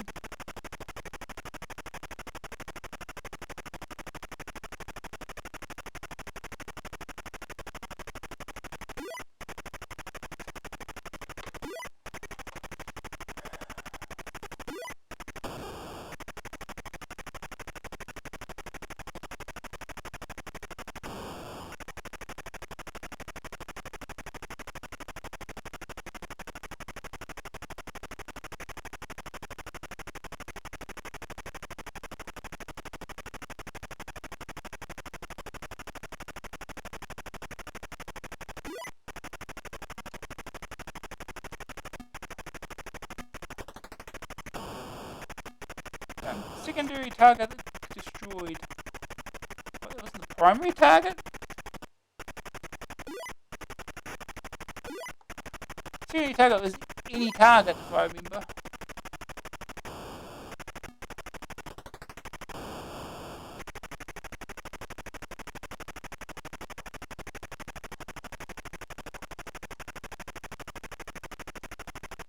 Damage report. No damage because they're using blanks.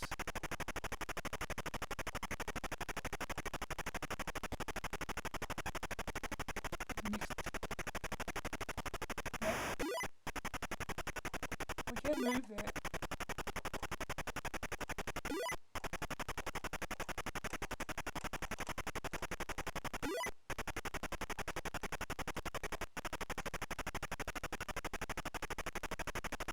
Hit another target.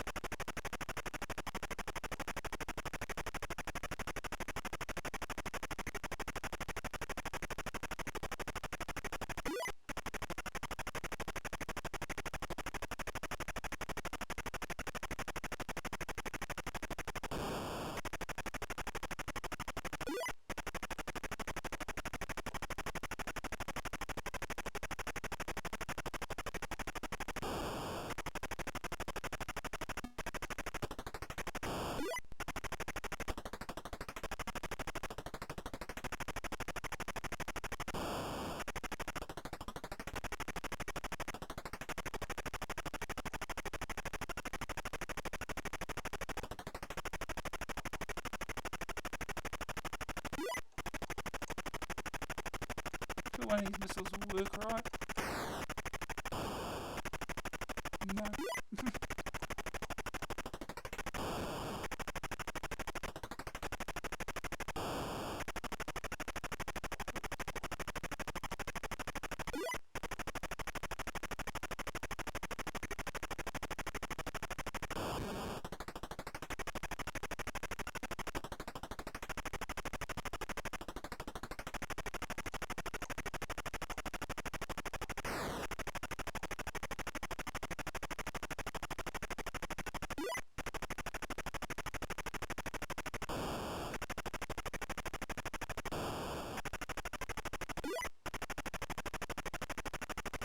Yeah, whatever. It's just...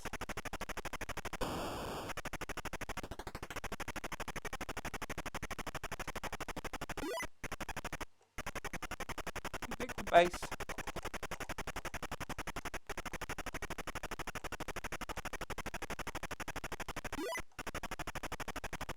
See. 223.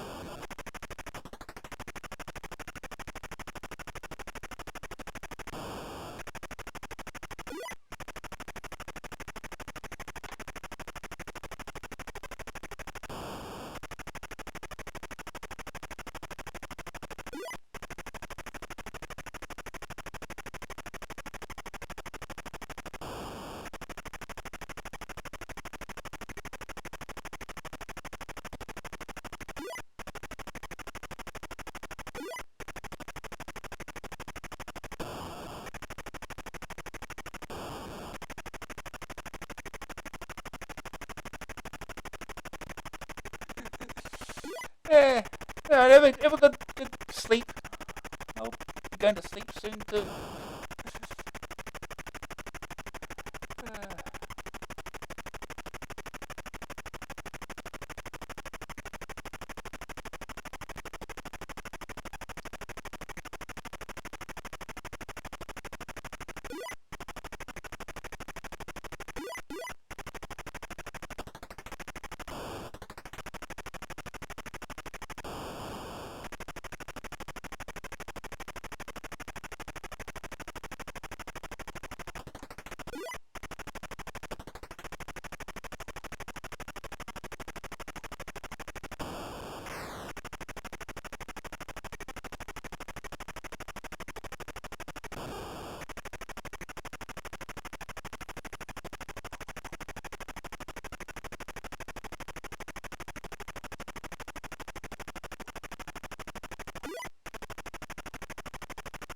How far are we?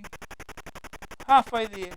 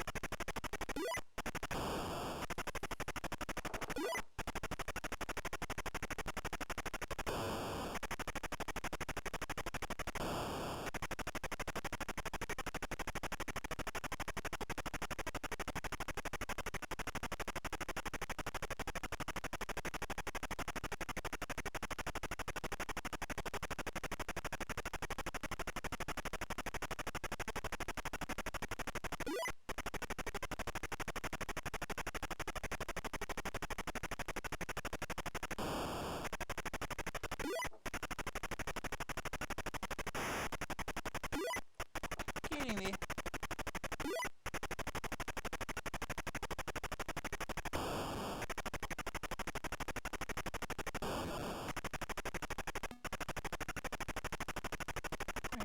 There it is.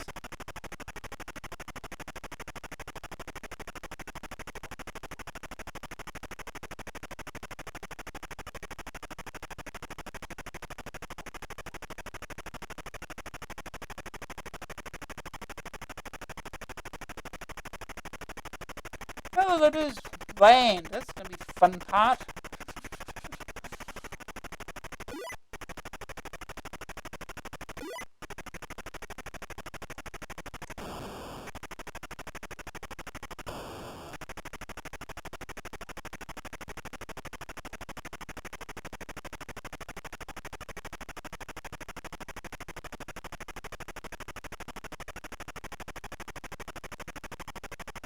Landing is never easy.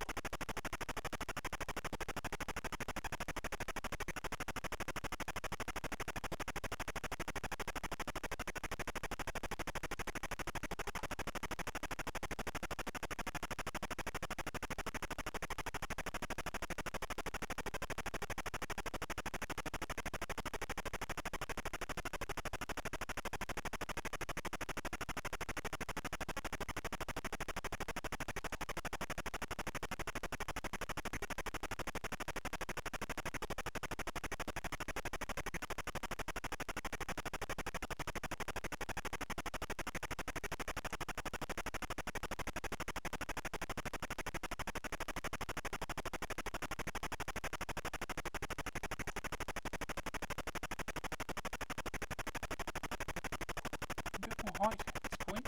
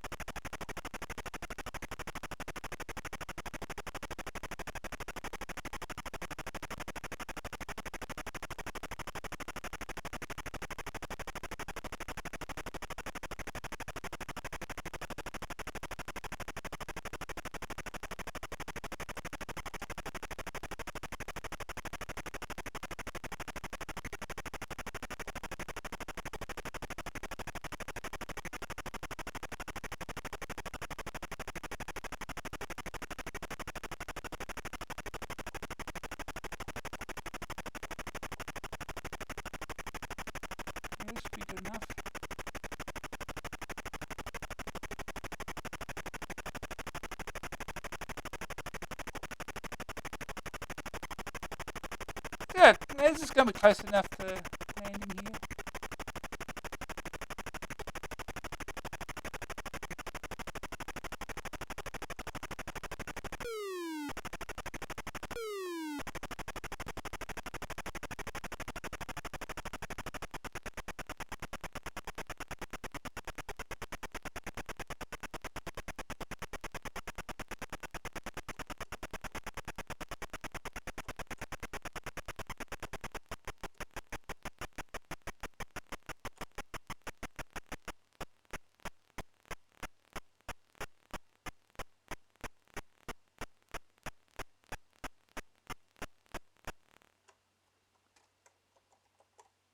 Debrief.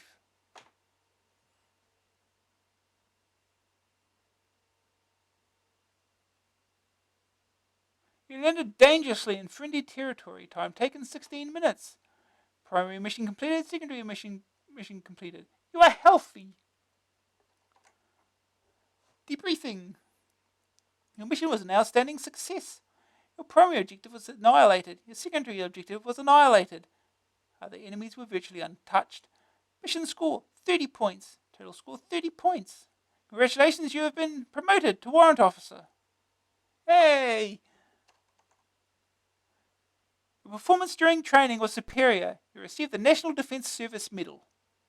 Got a medal already for training.